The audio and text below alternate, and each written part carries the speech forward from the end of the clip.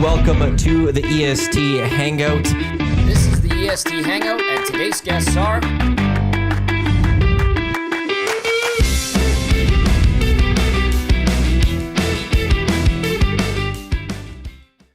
And a good Wednesday morning to you. Welcome to the EST Hangout live on Edmonton Sports Talk. Your clear choice for Edmonton Sports, live on TuneIn, iHeartRadio, EdmontonSportsTalk.com, on YouTube. And also you can catch us wherever you get your podcasts. Matt Iwanyk. Zach's come in for a few minutes until Shawn Belle shows up. He says 9:25. He's always early. Is he? So I'm going to say about 9:20 is my prediction. So now he's late because of like practices, right? Yeah, he's on the ice with his team. Usually like at a text like 9:20, he's here like 9:15.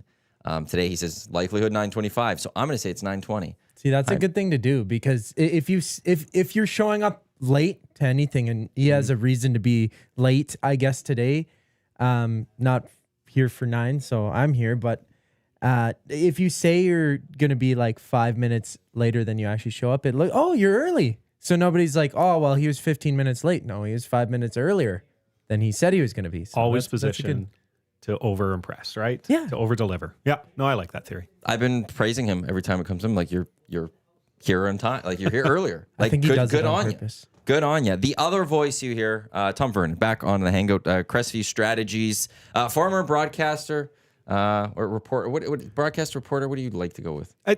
Reporter. I always liked reporter. People say journalist, but I've always felt that was a little too fancy for me. Did you go to journalism school? I went to, there was an old radio school here run by Jungle J. It was a 4-month program, so I did that. So I didn't go to formal J school. I did a radio program. So by Jungle J, I haven't heard of this one before. So like, where did you time go? Ago. I'm an old man. This was long before your time. So Jungle J was a longtime DJ on Power 92. Prior to that, and it was this radio program. It was called the Canadian School of Modern Broadcasting. It was downtown. It was 4 months.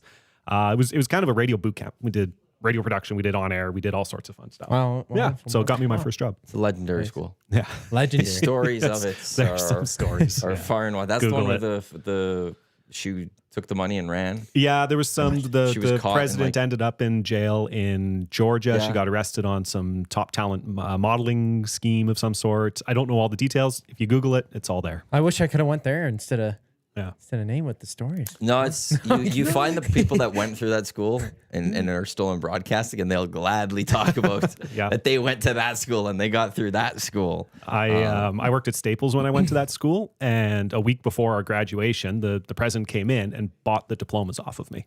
Really? Yeah. So I sold the school my diplomas from the South Edmonton Common Staples. So, fascinating. There you go. Yeah. Well, you got to get your money. It was a good time. Got to get your money somehow. EST Flyaway keyword coming up probably just after 10 o'clock or so. I'll need you to make that call at some point. Yep. No, you guys did it without Trev, and I was driving in while you guys made the call yesterday, and I was like, oh, yeah, this probably be smart if I was there, but you guys... No, well, Tommy was here, so that was perfect. I could go do that. But he's not here today because we got an Oilers game tonight.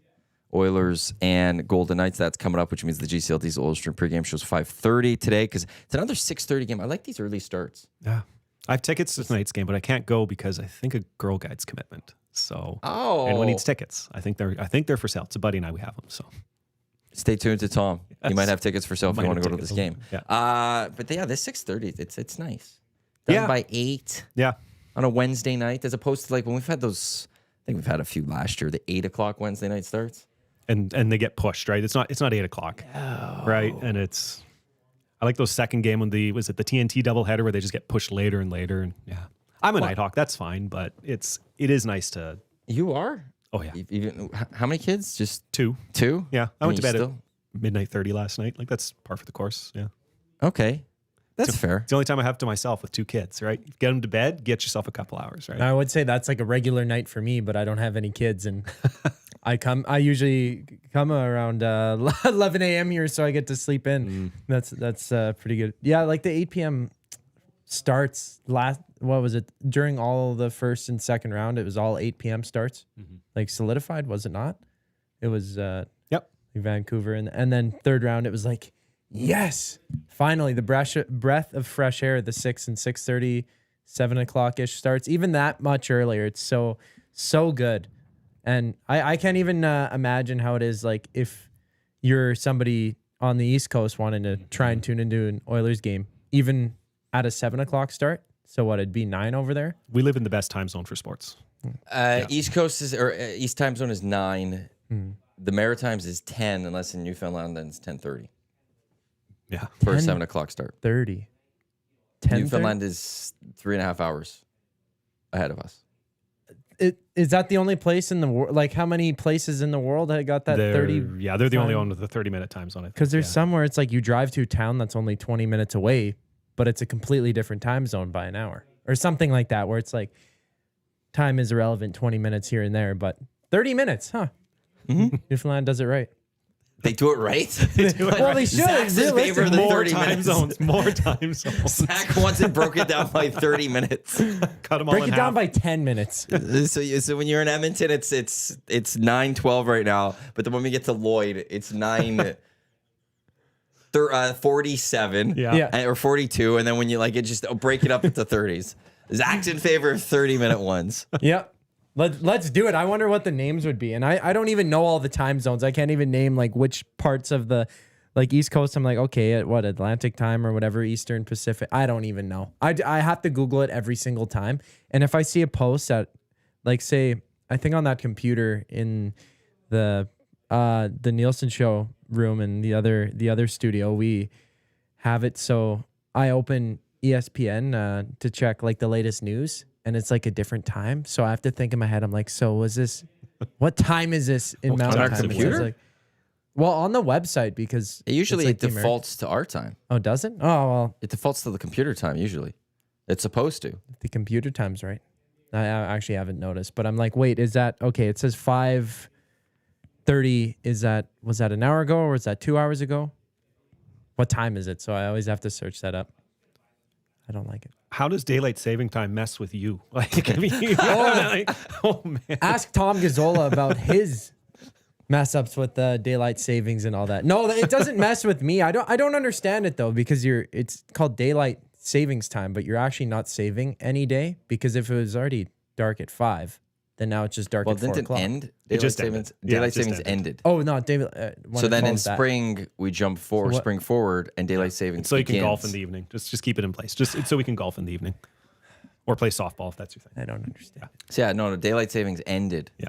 Last weekend. So We're back on standard. Yeah, and then what'll happen is is it March? I think it's March, early March. Yeah. Daylight savings will begin. where it springs forward. You spring forward, yes. Fall back. Okay, Yeah. it wasn't daylight. All right, okay, that makes more sense. I was like, well, how do they come up with these names? I don't get it. I don't get how the world works. That's a deeper thing for how all the world works. I will say when it comes to time zones, having been a producer at 1260 for a number of years and having to book guests, I got really good at knowing time zones and what cities time zones are in, because I always liked when I was booking somebody in Jacksonville to give them their time. Like, hey, I want to book you at 8 Eastern, which I know is 6 Mountain. So I got really good at learning that. And then I learned that about Arizona and Saskatchewan, I got very good knowing that they don't change. So you just know, like right now we're with Arizona. Arizona and Edmonton are the same time. Saskatchewan is an hour ahead of us. Yeah. But then in spring, Saskatchewan, we join Saskatchewan while Arizona is an hour behind us. Is that can you figure that? That one's struggling. He's really struggling on that one. So Saskatchewan and Arizona don't change. They don't do daylight Just savings. those two? Just Yeah. those in North America, deep or at least in reasons the for two it. countries. Just those two. Boy. I think there's a don't sliver of the BC piece that doesn't change as well. change. Do they not change, or are they mountain?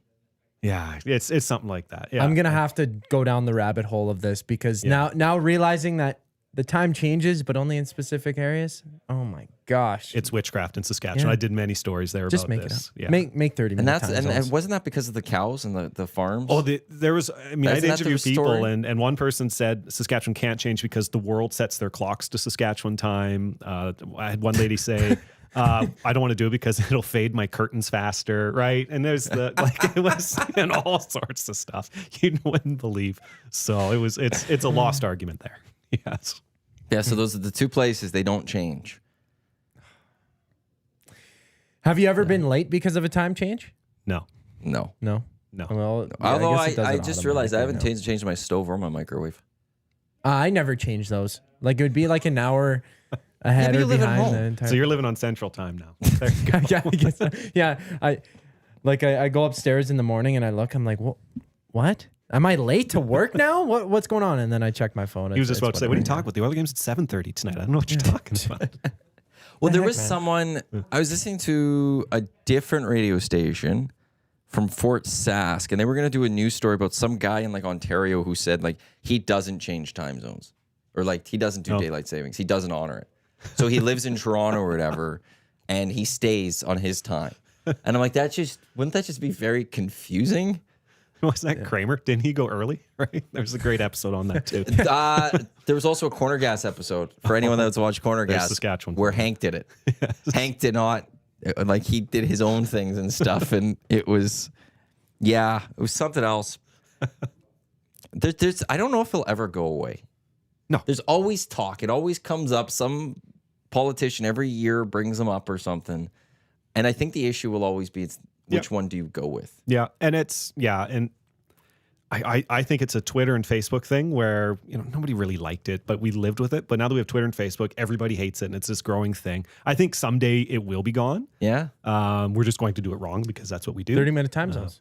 We go to 30-minute time zones. Zach's going to be elected as on the platform of 30-minute time zone. He's not going to run on the fact we need less, these time changes. He's going to go, we're going to go 30 minutes. Yeah, and then I'll upgrade that. Once I implement that, it'll be 15-minute time zones. Oh, here we go. Yeah, it'll go that deep. But like now, if you didn't adhere to the changes and you're just living by your own time, say it was 10, and I know it goes back at 2:00, whatever, and now it goes back an hour. It's 9:00, so you have to be somewhere. Let's meet for lunch at 11. How do you tell somebody which time? Are you telling them their time? Your own time? That's where I don't know how you Let's would meet ever for be able lunch to do it. 11:30 at Matthew Iwanyk time. Or you say Your your own time time or zone. my time. Yeah. But then I'd have to know what your time is. It would be very weird. It'd be very awkward. Yeah. The thing I would say is, like, I as much as would want the nights or like the late days. Yeah. They say that's not the right one. It happened in Russia, I think, once, where one area actually did that time zone, and it was a disaster. It messed with people too much that if you do not do, or like you stick with one time, we don't do time changes, it's the early one, which I would not want. Interesting. And the issue is because in Saskatchewan they don't spring forward, you'll have this beautiful August day, 25 degrees, 8 o'clock at night, and the sun's going down, right? Well, it looks like it's my time to leave. See you guys. Good to see you. We'd just like to throw this out there. 9:19. Oh, hey. He said 9:25, likelihood 9:25, but 9:19, Shawn Belle rolls in. Boom, Mr. Early. I don't know if I'm Mr. Early, but I feel like the traffic just parted in the right way. They knew you were getting to EST, and it just the lights changed and the cars just got out of Shawn's way. They're like, oh, that guy's definitely going to EST. Why is he going so fast? It is what it is. I was mentioning that you just every week, you tell us, I'm going to be here around this time, and it's always early. Well, I don't want to say, I'm going to be here at 9, and then all of a sudden be here at 9:30. But it's not because then that. that's like a whole nother ball game. You said 9:25 today. 9:19. That's what I thought. Last week, I think you said 9:15, and it was 9:12. Yeah. You're always coming in early. Sometimes I got a little lead foot. Got to get here. Duck Dad saying you also sat in that chair expertly. I know. You can't come in and then sit down as fast as you can and let that sound go off. You just don't Tom want that. got caught on that one today. didn't it? He said just sit there. Okay, and I sat down and I jumped back up. Yeah. By the way, Tom Vernon, Shawn Belle, Tom Nice Vernon. to meet you. Nice to meet you. Nice to meet you. How did you do on the time change? We're going into the time change. I was in Vancouver. Didn't care for it. Now I'm back. Still don't care for it. Doesn't make sense. So you had double time change because you were already an hour back. Yeah. Made no sense. Yeah. And I still, at this point, I'm like, well, what does it really do for us? I could get into it, but I would love to hear it, actually. Okay, so in the winter, so I'll take this coming from the aspect of living in Grand Prairie. If we didn't fall back, sun wouldn't come up until 10:30 in the morning up there in the wintertime. Fair enough. Right? But if you don't spring forward, say you're on the eastern side of the province, sun goes down early in August when it's beautiful outside. So Fair. give us that evening golf in the summer, give us that morning sun in the winter, and it's twice a year we have to change the clock. We don't go to bed at the exact same time every day all year long as it is. We have hour-long swings every week by traveling and all that. So, like I said, it's all of Facebook and Twitter. Everybody gets mad about it, but we're fine now. Yeah, that's fair. Very fair. Wow, you just I just gave it on that I don't one. really have anything else to say to that. I mean, I've never seen you go that quick and just like, that's okay. good. We could live with that. That's fine. Yeah. That's good. At the end of the day, it doesn't really affect our life, like the way that we do things. It's, we just change the time. And most of our stuff anyway auto corrects itself anyway. So It's just that damn stove and microwave. There's nothing to fight about. One of these days, those stove and microwaves will figure it out. That's exactly what and it then is. for Just all of us, those two things. It just won't matter anymore. The car does it, the phone does it, everything does it, and it'll be we're all good. Yeah, that's TV exactly does what it. is. I don't know how to change I have one of those smart thermostats, and it's got the time. I don't know how to change the time on that though, because it's one of those ones where it has all the buttons, but none of them are labeled. Oh, so the furnace comes on a little earlier than supposed to, and turns off a little earlier than it's supposed to, but we get by. I should look at ours in the office. Yeah, it's We on have at times times or something. I mean, Yeah. Well, it's usually take a cremate look. levels in here. So I don't know what it is anymore. Yes, fair. I don't. The How do you feel the last today? time I was sweating nice through here. my Is clothing. it a nice temp for you? Right now, it's nice. Okay. I'm comfortable. I came in yesterday morning and there was like no heat, and I put Really? on the heat to turn it up a bit, and like nothing turned on. And I was like, "Kate, we're just going to be cold today."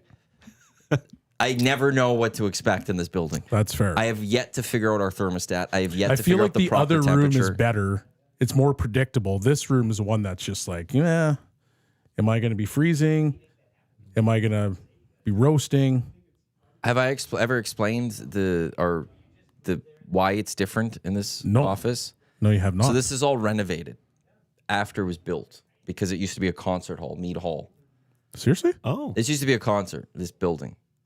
Crazy. Yes. We learned that when we moved in. People are like, I used to come here for concerts. And like, whoa. And then it got shut down because of a drug bust and stuff like that. So mead hall, I think Let this me one show was. you my shocked face. So they built office spaces here clearly, and they like built these walls very poorly. But when the person that we're renting from came one day, we were talking to her because she's from Vancouver, really, and the two offices in the back, they're connected to the psychiatrist's office for heat and all of that. Yep. The studio is connected to another spot in this building, and it's just like the middle part that's connected to ours. Yeah. So it's my probably like- office in the winter or in the summer, she would turn on her AC, and it would get freezing Yeah. cold. My Yeah. God, I had a heater going all summer in my office because it was so cold. But then in here it would be like too hot, and it just never would work. It was. So there's got to I be need what, to like 3 or find- 4 furnaces in here in this building? Because then it would have Couple the of one big- in the front, yeah. one in the middle, then one for sure in the back. I don't, or it's just where the thermometer's connected to. What it's all At my connected gym, we had 5. I found that out. And so we had that cold snap last year where it hit like minus 53. to. Yes. They all crapped out. Oh. You see panic in a man's life, that's panic. Yeah. Because we had to actually rent diesel, like those portable diesel heaters where you put the diesel in, you let that flame go. Oh, yeah. And because the only thing we could stop, like we wanted it to make sure it was always above 0. And the guy's like, you can't really let this thing go throughout the night because you might burn this place down. Yeah. But at the same time, if you've got clients coming in, you can't be running a heater because now all of a sudden you're just going to be, inhaling the fumes of the diesel. So it was just a brutal situation. So we had to run it all night. Yeah. And so it would get up to like 6 or 7 degrees and slowly just right back down. And then it was nerve-wracking. Very nerve-wracking. But it all got fixed. All got fixed. It's a nice $5,000. It's nothing. No big deal. Just, here, have my money. I don't like it anyway. As long as the place is fine today, I'm good. Oilers, Golden Knights tonight. I always like when these two play. It's always fun. Yeah, it's become a nice rivalry. It's a nice rivalry. It was too bad we didn't get to see them in the playoffs last year in a way, just to get that. But I always like these games. We get up for them. So yeah, I'm excited to see what they're going to do.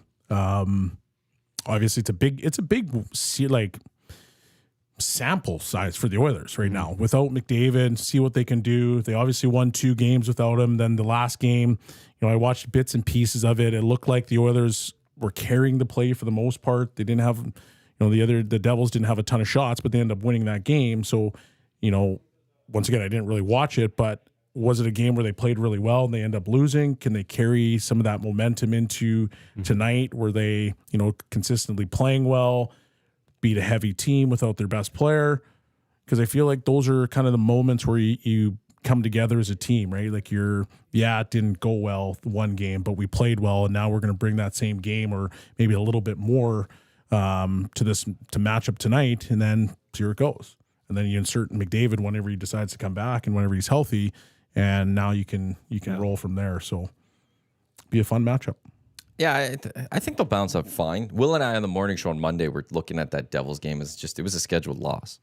Just the way it was scheduled, like you had the Devils 2 days off, got time in Banff to even relax or wherever in the mountains they went. The Oilers played the night before. It was just like one of those games. Well? The Oilers? Yeah. They were fine. They were fine. Yeah. But it's like, it was also going like, it's just not like, as a player, did you ever see like games where you're like, this one's going to be a tough one tonight? Or did it never come? In the minors, there was lots of those. It was a 3-3, and you'd be in, when I played in Houston, those were probably the hardest ones. We'd be in Chicago for whatever odd reason on a Thursday in Peoria. You'd have to bus back from Peoria to Chicago because that was where you'd fly out of. And then you'd have to fly into Texas, and then you never knew whether you were going to make it on time. And there would be so many times where we would come in half an hour before a game. So those ones, scheduled loss. But usually, like the flight, you come back, you do a lot of good things. There's so many different tools that these players can use. Like I don't necessarily see as a scheduled loss anymore. I just feel like, it's going to be a little bit harder, and you got to try to, dig in a little bit deeper than what you might normally if you were rested.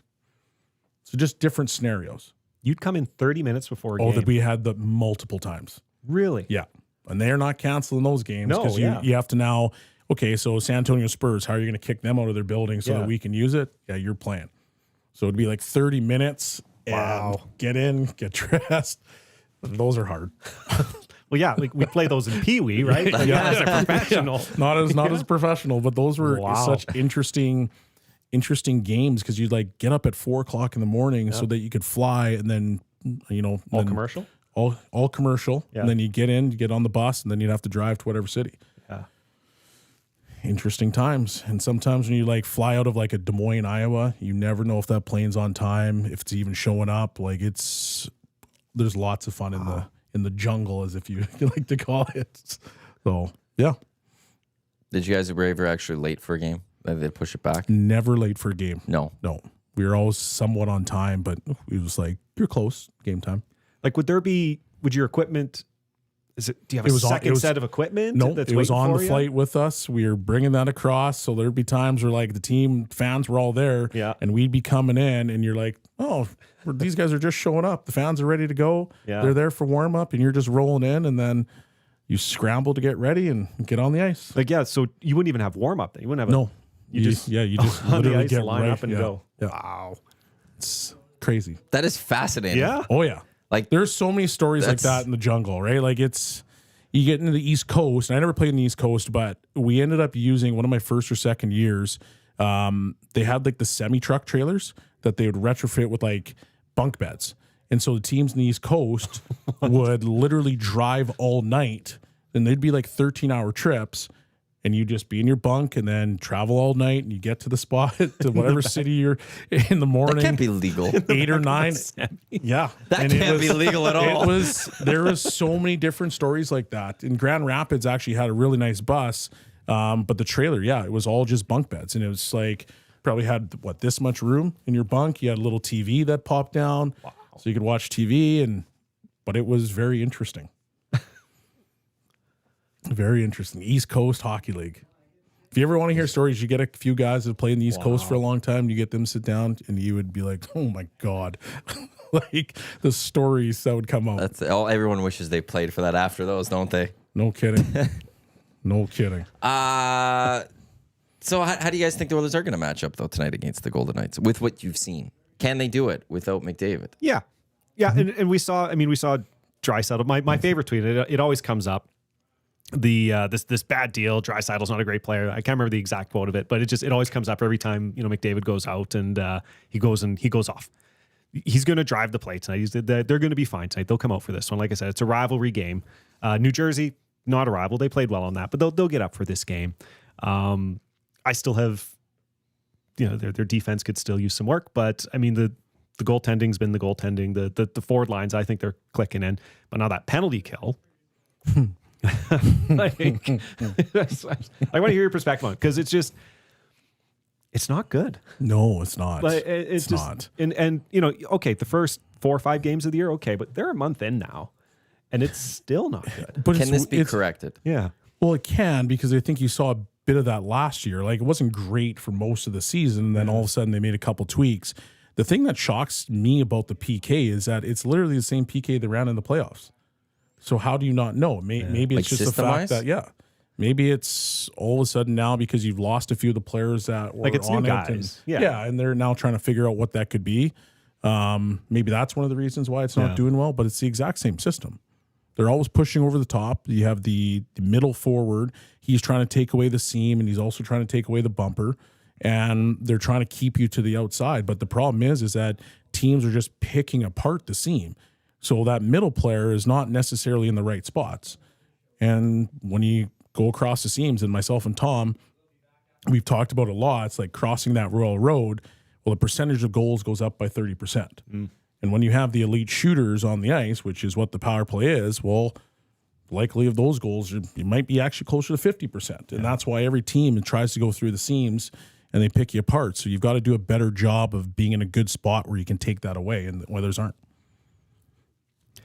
Yeah, it's been tough to watch. And I get the personnel thing because penalty killer's not here anymore. Cody Ceci, Vinny Desharnais, Fogel was on it. Fogel. McLeod was on it, right? Like, there were a lot of guys that... That's a big. That's Yeah, it's a lot of change. Right, a lot of that's change. almost a unit right there. Yeah. Yep. So, I mean, they've got... But we're a month in now. Now, I'm going to preface that by saying I was here... The first time I was on the show was a year ago, the day after the new coaching staff was brought in. And they were 3-9-1 at that point. And the question at that time was, do you trade the first round pick? I said, oh God, no, they need to keep that pick because who knows where they're going to finish. And they turned out fine, right? They went on their win. So I'm not going to over panic here, but turn that around. And I think they're back off and running. So do I think they win tonight? I think they win tonight. I think they come out for this one. I think they play well tonight. They've had a couple days. But don't take any penalties. So, Stay out of that box as much as you can. don't do that. So... Oh, that's good. We'll see if I think it was Frank Saravalli yesterday saying don't expect any trades or anything for the Oilers or anything. Like, there's nothing coming anytime. So it's like this is the group that it is. Yeah. Until the new year at some point. What do they have to trade? Like, there's that. No, they'll get it. They'll get that D-man. They'll get that D-man. Yeah. What do they trade? I mean, They've got a first next got a year. first next year. right? But I mean, you lose Broberg and Holloway. Well, I mean, not that you're eyeing up trading those guys, but those were kind of your young trade chips. You don't have any I think left. you have Evander Kane, Right? Potentially. He'd have to waive though, And he'd have to unless waive. you Have to wait waive. till March. And he's already said that he would waive to. I think his Pags was saying that he would waive to Stanley Cup contenders. So they don't have the cap space anyway. Yeah. So then that's not happening. And what defenseman are you going to get from a Stanley Cup contender? Exactly. So, yeah. So it's hard, but actually I saw something on Twitter the other day and it was kind of just an interesting conversation. It was like, would you trade Jeff Skinner? So at some point you have Evander Kane coming back in. He adds kind of that sandpaper, a bigger player, a guy that clearly can score. He's proven it in the past. For a guy like Jeff Skinner, maybe he's able to rebuild himself. He's playing well. Could you go out and trade him and then, get a piece that you'd want? But at the same time, he's been one of the better forwards on the Oilers. Yeah. I feel like it'd be really dirty business to bring a guy in on a 1-year deal, then trade him at the deadline. But at the same time, like, you got to try to improve your team. So it's interesting to kind of, hear and see these different things and ideas that are starting to come out, because what are they going to give up? What can you? Yeah. And even like a Jeff Skinner trade, he's on a 1-year deal. This isn't the NBA. Expiring contracts aren't the value here. where, okay, we'll trade you Jeff Skinner for your top 4D man. Well, the other team's not actually getting anything, right? Yeah. Because now it's all of a sudden, well, we have nothing for next year, right? Yeah. So I'm not sure the value is there either. But They have all their picks next year. They have a second and a third this year, as long with a sixth and a seventh, according to Puckpedia. So that's not really going to get you much. No. Second and third at the deadline might be able to. Like I think we saw last year, Well, if you want to get the a guy, values, like it was a lot of things were going for second and third. Yeah. So I think at deadline this year, depending on where the market gets set, that could go get you pieces. is it a big enough piece at what they want? Because right now you're trying to solidify your top 4. Is a second round pick going to be enough to get you? right. No, but could you do That third this defenseman? year, first next year? You could do a second and maybe one of your top prospects. Well, that's the other thing is like they did trade up, use their first round pick this past year. That in a sense it's like Reed Schaefer with Matthias Ekholm. Yeah. Yeah. They traded him away, in the package to get Matthias Ekholm. You do have, I forgot who the player was again. Who was their first round pick this year? O'Reilly. Sam O'Reilly? No. Yep, Sam O'Reilly. Sam O'Reilly, yeah. You could go trade him potentially. Yeah. I don't know if they want to, because all the reports that I'm hearing are they really like him and they think he's going to be a gamer for them in a couple of years. So I don't know if they necessarily want to go out and trade him, especially when you spent all that capital to go get him. Yeah. You can't now turn around and trade that player. So it makes that one a little bit, in theory you could trade him, but I don't know if you want to based on what you gave up to get him. Then the options are even more limited. Yeah. Of what you can go do. Like the only thing is maybe they do have cap space. Yep. Is their ability to potentially, and I don't know, I'd have to look a little closer, acquire an asset for cap space, like take on a little bit of a contract, be part of a trade where you get another pick or something. Like the Lightning were used part of the Anaheim Ducks Oilers trade last year. Yes. They kept some salary. They got a pick out of it. Can the Oilers grab a pick by eating some salary at some point during the deadline? Well, If they have they'll enough. have to then get back to, I think, because Kajula's up right now, they're not incurring. Kajula's cap back space. down. Is he? Okay, so then they're last back to night I incurring think space again. Did the Oilers send him back down? Loan to Bakersfield yesterday. Okay, so then they're going to start to incur space again, because I know that when he was up and they had that 13th forward, they stopped incurring cap space. Because I think if they didn't have any call ups and no injuries, it would have been a $9 million fee or I guess cap space that they would have had. But what is it now? They were going to build up to $9 million by the think so, deadline. yeah. I thought it was like 5.5. Well, because you already had 5 and a bit with the LTIR, and then whatever you could incur. Oh, I after see what you're that, saying. And then you can maybe put Kane on then at the deadline. Yeah, that makes sense. So then you could potentially have up to 9. But All right. Go get Peter Angelo. Let's go. Problem solved. I could be wrong on that, so don't quote me on No, that that makes one, sense, right? Because they're accruing, and the number was around that 4.5 to 5. And then if you put Kane on at that time, that makes perfect sense. So I'm also more interested, like, and I know we're a while away from the trade deadline talks and all of that, but who are the names that are going to be out there? Because when you look at just who's free agent next year, there's not a big list of like, that's a guy that the Oilers could maybe go snag. So it's going to have to be more of that Matthias Ekholm surprise one of the early trade that names you're that not. we heard was David Savard. That was one of the very first names that we'd heard on Hello Hockey as a potential target for the Oil. So like somebody in that ilk. Does that do it for you? I don't, from a name standpoint, not necessarily, but from what you need if you're the Oilers, then because he's a pretty solid defenseman. And what you're trying to do at that top 4 spot is you're trying to solidify your top 4. You're trying to become bigger. You're trying to become harder to play against. And I feel like he does do those kind of things. Now, in terms of sexiness, that's David Savard's not the name.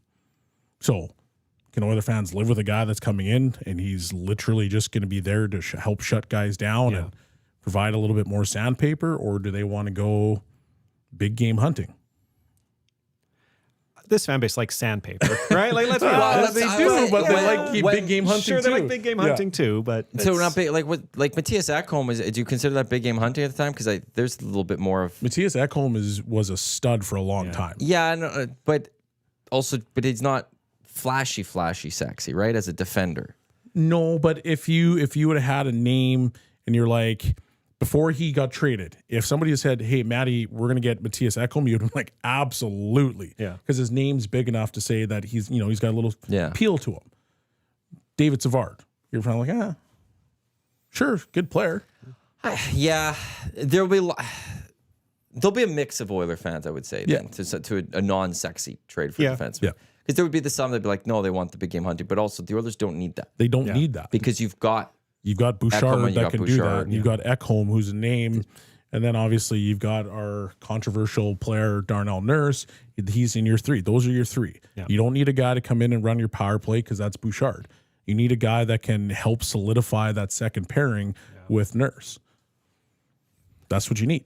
A guy whose name we're not saying every night in April, May, right? Exactly. A guy who's not all over the feeds, right? It's just, he just played another great game and was uneventful and cleared the front of the net. And And in the end, that's what, there's the other part of Oilers fans that even if they're upset, they don't, it's ultimately going to be did the Oilers win the cup or not. Yeah. If the Oilers go win the cup, it was all worth it. It was a great trade. But if they don't, then that But even sucks. if you go for that sexy defender and it doesn't work, it's a bad trade.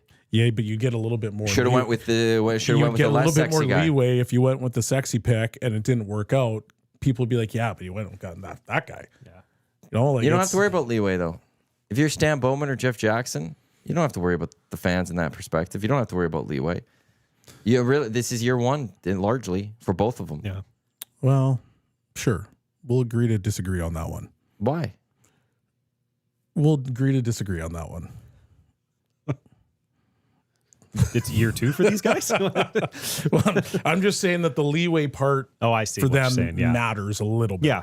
Sure, but they're not Because there is stuff behind the scenes that I don't really want to talk about right now But that are factoring into it, I guess. yeah, I think it'd be stunning if all of a sudden the Oilers make the playoffs and losing by not winning the Stanley Cup, that there's a change in management. There won't be. Right, and then so that's it doesn't matter largely what the fans think. Yeah. Yeah, that's fair. The fans will will still spend their money. They'll still come support this team. They'll be upset.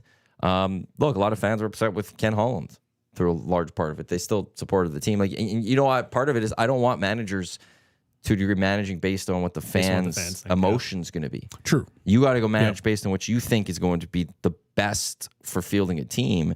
And if that's the way you go with whatever way you go and it doesn't work, well, that was the decision you made. And I'd rather have a GM go, this is what I thought was going to be best, as opposed to, I needed to placate the fan base. Yeah, but it's kind of like, okay, so if you look back to Holland's tenure and the year that he brought back Mike Smith and Koskinen, everybody was like, you guys got to go out and you got to get a different goaltender, blah, blah, blah. He went out and brought those 2 guys back. It kind of worked. But the reason they brought Mike Smith back was because he was firing the dressing room and there was a little bit of presence there. Then the year after that, they're like, hey, we cannot bring and we need to upgrade the goaltending situation. So they went out and they tried to get Jack Campbell, who was the best of the best at that particular time. Now, that didn't work out, but if they would have brought back Smith and Koskinen, now what would have happened? Would they have been a little bit more stable in net? Yeah. Maybe. Would they have, you know what I mean? Because those are the questions and comments that you have to bring up, because we all sit here and be like, well, Campbell was a failure. And based on analytics, and the analytics world is going to love me after me saying this, but based on analytics, he wasn't the pick. But could you imagine if they would have went and they said, no, we're going to bring these 2 goaltenders back? So technically you are kind of pandering to the fan base. Now, remember the year they brought back Smith and Koskinen, it was Markstrom had spurned them. Remember Smith was the, okay, actually we have to bring you back now. And it worked out fine. Mike Smith had a good run here in Edmonton, right? Yep. But Koskinen. But thank God Stu Skinner came along. Stu Skinner came along, because it'd be pretty tough going here. We'd not be having these conversations if Stu Skinner did not turn out the way he did, because Jack Campbell, he was supposed to be the guy, right? And thank God Stu turned out the way he did. But that whole summer is the Oilers have to go get a goaltender. The Oilers have to go get a goaltender. They went out and got a goaltender, and it was like, we got a goaltender. And then obviously he didn't play that well. But then it turned into, why did you go get that goaltender? Okay, well, I could have brought back Smith. So you actually kind of are pandering to the fans, because you didn't necessarily have to go do that move. You could have went out and got somebody else. But you said, okay, I'm going to go big game hunting and I'm going to swing. And at this particular time, he was the best goaltender. On the goaltenders, I've been impressed with how much they've played Pickard. Like the history of this team. Can we get to the goaltender in a bit? Yeah, of course. Because I got news from the morning skate. Oh. McDavid skating on a line with Hyman and Skinner. Oh. Okay. Tri-set line remains the same. Nuge now centering Henrique and Brown. So, and that's from Ryan Rashog initially. Tommy was has that last that as well. Nuge between Henrique and Brown. I like it.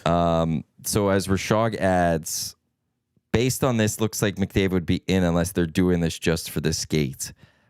But wanted to just get that out there that based like He's back. He's back. He's Like, back. You're not skating on a line with those two guys during a morning No. skate if you're not going to play tonight. No, not at all. Nice. Your thoughts on McDavid being back? 2 to 3 weeks ends up being 1 week. With Hyman and Skinner. Amazing. I like that.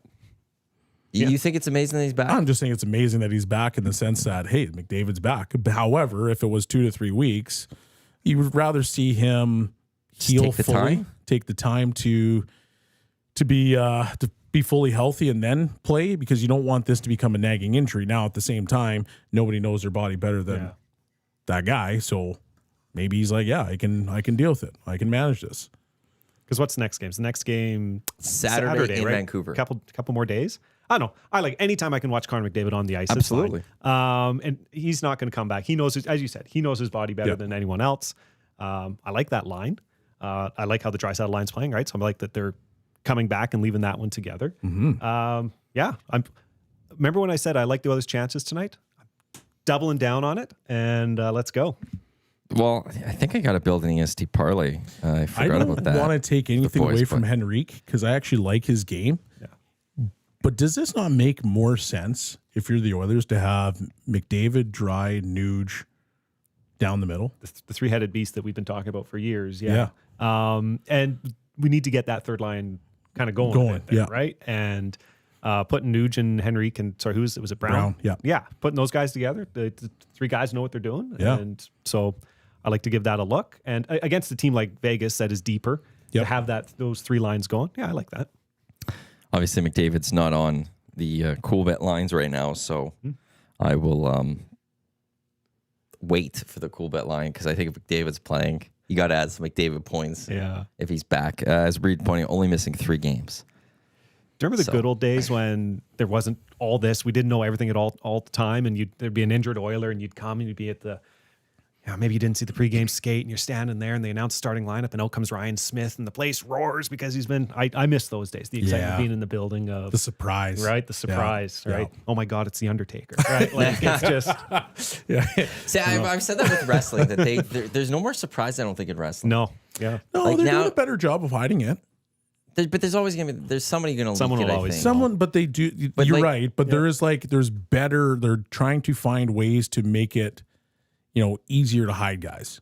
Yeah, and as they should, because there was nothing like the music just playing, Yeah. and Oh, you're yeah. not All of a sudden expecting, it goes dark, and you and just here lose. comes that Even at dawn. home, you lose Oh, your yeah. mind because like, oh my! And then sometimes they don't even show up because they could just sometimes throw those misdirections there. But like the music will playing, like oh my God, Stone Cold's here, it's Stone Cold's here, and like, and now it's just all spoiled. What a time. Yeah, it's always amazing with the big surprise entrances and the surprise returns, and they do a shot in the crowd, and there's a sign for that guy. Like, Yeah. yeah. Like there was a there was a Chris Jericho sign the night he debuted for the WWF back in '99. So, yeah.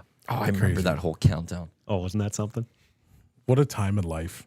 I want to go. If I could go back to another time, it might be like if I could go relive an era. 97. It would be those late 90s and just to watch wrestling on Monday. Yeah. That's all I want. It's funny that we're bringing this up because last Wednesday we were talking about the McMahon documentary. Oh, yeah. So I've got through I think 4 episodes now, and there's some they're showing clips of stuff that's happened, and some of the stuff I remember, but then there's other stuff I'm like, they got away with that? Oh, some of the stuff. Like, oh my God. Yeah. Like I would love to be able to just, Kate, I'm going to put this on TV and just kind of watch all these episodes back because there were some outrageous things that were being put on TV. And for whatever odd reason, they weren't getting canceled. Yeah. It was, well, at the time it Different wasn't time, right? wasn't a canceled time, but like, man, did they push the envelope. And they start talking about this on that documentary. I'm just like, holy. I didn't know it was that far. Like the bark like a dog, right? That, Yeah. like I'd forgotten about that. Yeah. Oh, yeah. When they had Val Venus and they had that angle Val Venus. and they said choppy choppy your pee pee. I was like, oh my God, they had that on TV and he was like hanging up from the rafters and he was naked and they had the sword. I'm just like, who's coming up with these ideas? And all of a sudden they're passing. It's like ratings bump. Yeah. Oh my God. It was a wonderful time. I will just say that. It was a wonderful time. And it was, I would love to go. It's that commercial where the guy eats peanut butter for the first time ever. Oh, I want to Jeff. watch wrestling Yeah. for the first time ever of that era. Like, I don't want to, although I would have forgotten so much out of it that maybe it's enjoyable again. Yeah. I think the WWE network. Yeah. Yeah. Go back and relive it. But I all. don't think they can replay all that Attitude Era stuff, can they? On I their haven't network? I On the haven't Network seen they it. do. Do they? Yeah, I think they definitely have all the. I don't have it anymore. I get it for the Royal Rumble to WrestleMania yeah? run, Yeah. and I'll sit there on my laptop and watch old Raws. And yeah, they'll have a whole bunch through there. So Nice. Maybe I might have to get that one day. Sorry, Lindsay. For a little run. I'm going to be busy for a little bit. Just for a little run. Yeah. Why not? You know, it's Hernan's here. I just heard him. Full lines for the Edmonton Oilers, by the way. McDavid, Skinner, Hyman, Draisaitl, Putkholz, Arvidsson, Nuge, Henrik Brown, Ryan with Janmark and Perry. Philp was an extra skater. Ekholm, Bouchard, Nurse, Stetcher, Kulak, Emberson, Dermott was the extra. Skinner getting the start in net. GCL Diesel Oil Stream pregame show 5:30 tonight. Tommy Hernan. And I think Cass, they'll get you set for Oilers Golden Knights. I interrupted going to go into goaltendings just to get that McDavid news, but No, yeah. Pickard. I'd say like It's you got to. There's obviously making a plan to make sure not to overwork Skinner. there's a plan this year, and that's fine. I was on a golf trip with some buds in August, and my prediction. We always talk about unexpected trades and that. And my thought was, I think they're probably going to go get a goalie, but they're playing him, and he's whatever. He hasn't been an issue. So Yeah. I just and the fact that they're playing him as much as they have, and not just back to backs. Just it's Pickard's night tonight. I've liked that. Get them both going, and it's different from what the Oilers have kind of done in the past. I mean, we've had the Smith and Koskinen 2-2 era, but we do tend to overplay our goalies here. So it's been nice to see them at least start this way. Yeah, I would agree. I'd be curious to know if they actually wanted to go get a goaltender to upgrade the position. And I don't think there's been anything wrong with the way Pickard's been playing. No. I think he's actually, had a career resurgence being here. So I don't mean to diminish what he's been doing to the team, but if you look at it, is there an opportunity to upgrade that position? Mm-hmm. And are the Oilers in a situation where they're saying, okay, well, we want to upgrade that as well as upgrade the defense or whatever that looks like. So I'm happy for him. He's actually a former teammate of mine. So I'm pumped to see him here, obviously, but you just question whether they would want to do that. Well- and there's been rumors out there. I think, was it on one of our shows where they were talking about Mackenzie Blackwood potentially being a target of the Oilers? I heard it the other day. I can't haven't remember heard if any it of was that. one of our shows or not, but 'Cause, I'm just looking. They signed him on June 28th this year. Yeah. To a 2-year extension. Yeah. So it's like so they maybe didn't they even, want to hang on to him. they didn't even try to go to the market to see if there was something better that they can go. They were just like able. They were just comfortable. It seemed like to me that said Jeff That just Jackson. speaks to the work of Jeff what Jackson he's done. Yeah, was look what we did in the comfortable playoffs, right? Yeah. going with him and going, I'm going to give you 2 years even. Yeah. Just get this done. You're the backup. Yeah. Yeah, I think he's been great. So I'm not going to try to take anything away from him. He's done his job. Like I He's said, done it very well. That was just a thought of this is going to be the trade we didn't think, but the fact that they're playing him as much as they are and he's playing well, like it's leave it alone. I think it's going to be fine. Let's focus on that back end. So it's been a nice thing to see where they're playing him and he's getting some games in and he stays in the flow. Skinner's just got to be a little bit more consistent. Yes. That'd be the Yes. thing. I don't think he's been the reason they've lost some of these games. Like there's some people out there that think Oilers need to move on from Skinner again. I don't think they're in that position, but there's nothing wrong saying he could be a little bit better. I think I would agree. I think the guy said it best this morning, where he's not the reason they're winning games, but he's not the reason they're losing games either. It's just steady and let's get a little bit more consistent. But we've seen that. I mean, he had a bad start to last year as well. Clued in, clicked in, and away we went. So Sounds like MBT to me. He was never good enough to get the Elks the wins, Not quite. but it was never his fault when they lost football games. yeah, Yeah, some days it's kind of disheartening to like you show up in the season, there's all this excitement, and you're a fan, and it's like, okay, the guys haven't showed up for the first 15 games. It's like, really? Mm-hmm. So, for Skinner, yeah, he's got to be better because he's been in the conversation. Like, here's a valid question, I think, is he's now playing his way off of a Team Canada roster? I was going to go into the Team Canada thing. I don't think he's off the roster because who replaces him? Montembeault? Because I don't think he's helping his case. Yeah. And last year he was like a guy that was supposed to be there. I don't know how the other goalies are playing. Let's take a look. Binnington's playing well. I don't know much. I haven't seen Aiden Hill's numbers or how he's been playing. Binnington right now, 9 starts. He's 4-5, 904 save percentage, 277 goals allowed though. On a very average hockey team. Yeah, not a great team, right? Aiden Hill. Let's see what he's done this year. Aiden Hill this season, he has 7 starts. He's 5-2 with an 874 save percentage and a 350 goals he's allowed not average. helping himself either. His team is really getting him some victories there. Wow. Is he starting tonight? No kidding. I hope so. We will find out in they should be on the ice in the next little bit 15 here. or so. I'm curious though. You mentioned why the slow start again. Like, what is that? You've been in locker rooms. Like, what? Like, we see Winnipeg's not having this issue, right? Like, yeah. Vancouver didn't have that issue last year. What is it? Is it just culture? Is it just? It could be a bit of the culture. Like in Edmonton, we've seen this for it's the last 7 years. Yeah. They're a notoriously slow starting team, and then they turn it on, and that could be just a bit of the culture, what's going on in the dressing room. Like, we think we're that good that we can always play our way out of it. Yeah. But I don't know. Like, you get a team like Winnipeg, I think they're kind of one speed. Yeah. And they're go, right? Yes. And Vancouver's kind of the same thing. Yeah. And Edmonton's not like that. They're not just a pick up and like let's go team. Like, they're a skill team, and there's got to be a little bit of chemistry, and there's fluidity to their game, and I think that's usually when they start to really excel. So maybe it's as simple as teams that play certain styles are able to get out of the gates quicker because their styles don't change from, September all the way to the end of their season.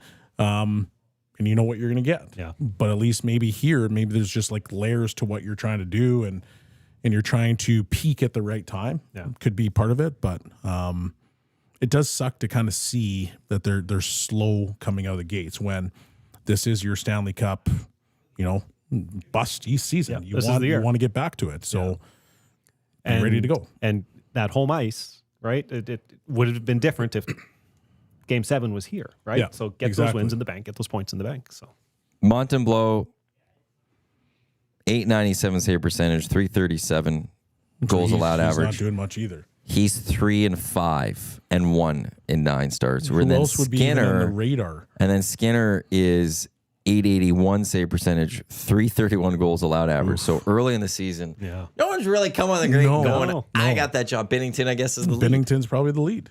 He's the only one of So then who else is a Canadian goaltender that you're like, this guy could probably play his way into it? Because I think it's up for grabs. But I think it's that list. I don't think there's anyone else that comes grabs it. Somebody did throw Jake Allen. How was Jake Allen playing? Did well against the Oilers. Jake Allen. Now I'm going to look up Jake Allen. What do we got here? Jake Allen this season. Well, he's only played, he's 5 games, 3-1-1, 904 save percentage, 260 goals allowed average. He's in. We wouldn't have thought that a long time ago, but if I had a guess, I would say it's still probably going to be Binnington, Hill, and Skinner. But who's the starter, who's the backup, numbers, and who's the third guy? Well, there's no one else. Like Jake Allen. He's just proven it. He's played better. You're not going to go base it. They won't base it. One player maybe goes because of recent play. But generally, like, it would have to be what's happened. That they take a larger sample size, I who's feel, your stud, when you're taking right? this. Who's your guy? Yeah. So it's like, okay, those three. Who's playing the worst out of the three of Skinner, Hill, and Binnington? Well, that person comes out. Who's playing the hottest? Maybe right now it's a tie between Hill and Skinner, based on the numbers that you threw out there. So it's like, okay, maybe one of you two might want to figure it out. Is tonight the battle for the Canadian net? There it Could is. be. Right. That's how Storyline. Who cares that McDavid is back? We're going to battle focus for on the the Canadian Canadian crease. goaltending. Oh, man. I do love the fact that I love these type of discussions. Yeah. Where when you they're get fun. into an Olympic Yeah. year and you Yeah. start trying to figure out who's on the team and you try to piecing it together. It's I brought up with Cass and Gager and two guys yesterday. Like all of a sudden on TSN, they were talking about Nurse being a contender for the Four Nations. I was like, I don't know how. Those guys were drinking on the job. That's how. Like, come on. The TSN panel? Yeah. They were saying it. They said he was in contention or something. I don't know. How? And I'm not trying to dump on Nurse. Yeah. Hernan just But found like- out McDavid's back.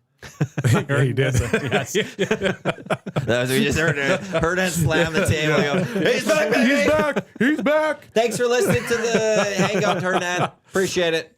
Hernan's going to run downstairs and scream it on the streets. He's back. How did Canadian goaltending get to this, though? Because really, we were for a long time, standard bearer through the Luongo, back to Waugh, to Brodeur, to all those guys, right? Curtis Joseph. Cujo, man. I think And it's the just- social media era. Really? I think it's the fact that if you were to turn on TikTok right now, Instagram, Twitter, whatever it looks like, who are you going to see? You're going to see McDavid. Yeah. You're going to see McKinnon. You're going to see McCarr. And all these kids, that's all they want to do is emulate those guys. But how did America develop goaltending? I don't know. Who do they really have outside of Hellebuck? Ottinger? Yeah, so two. I think missing someone? goaltending across the board is lower than what it used to be. Yeah. That's just what I think. Yeah, I was just looking up stats. Right, and like, there's- I would it's agree. And I- Like we don't have this.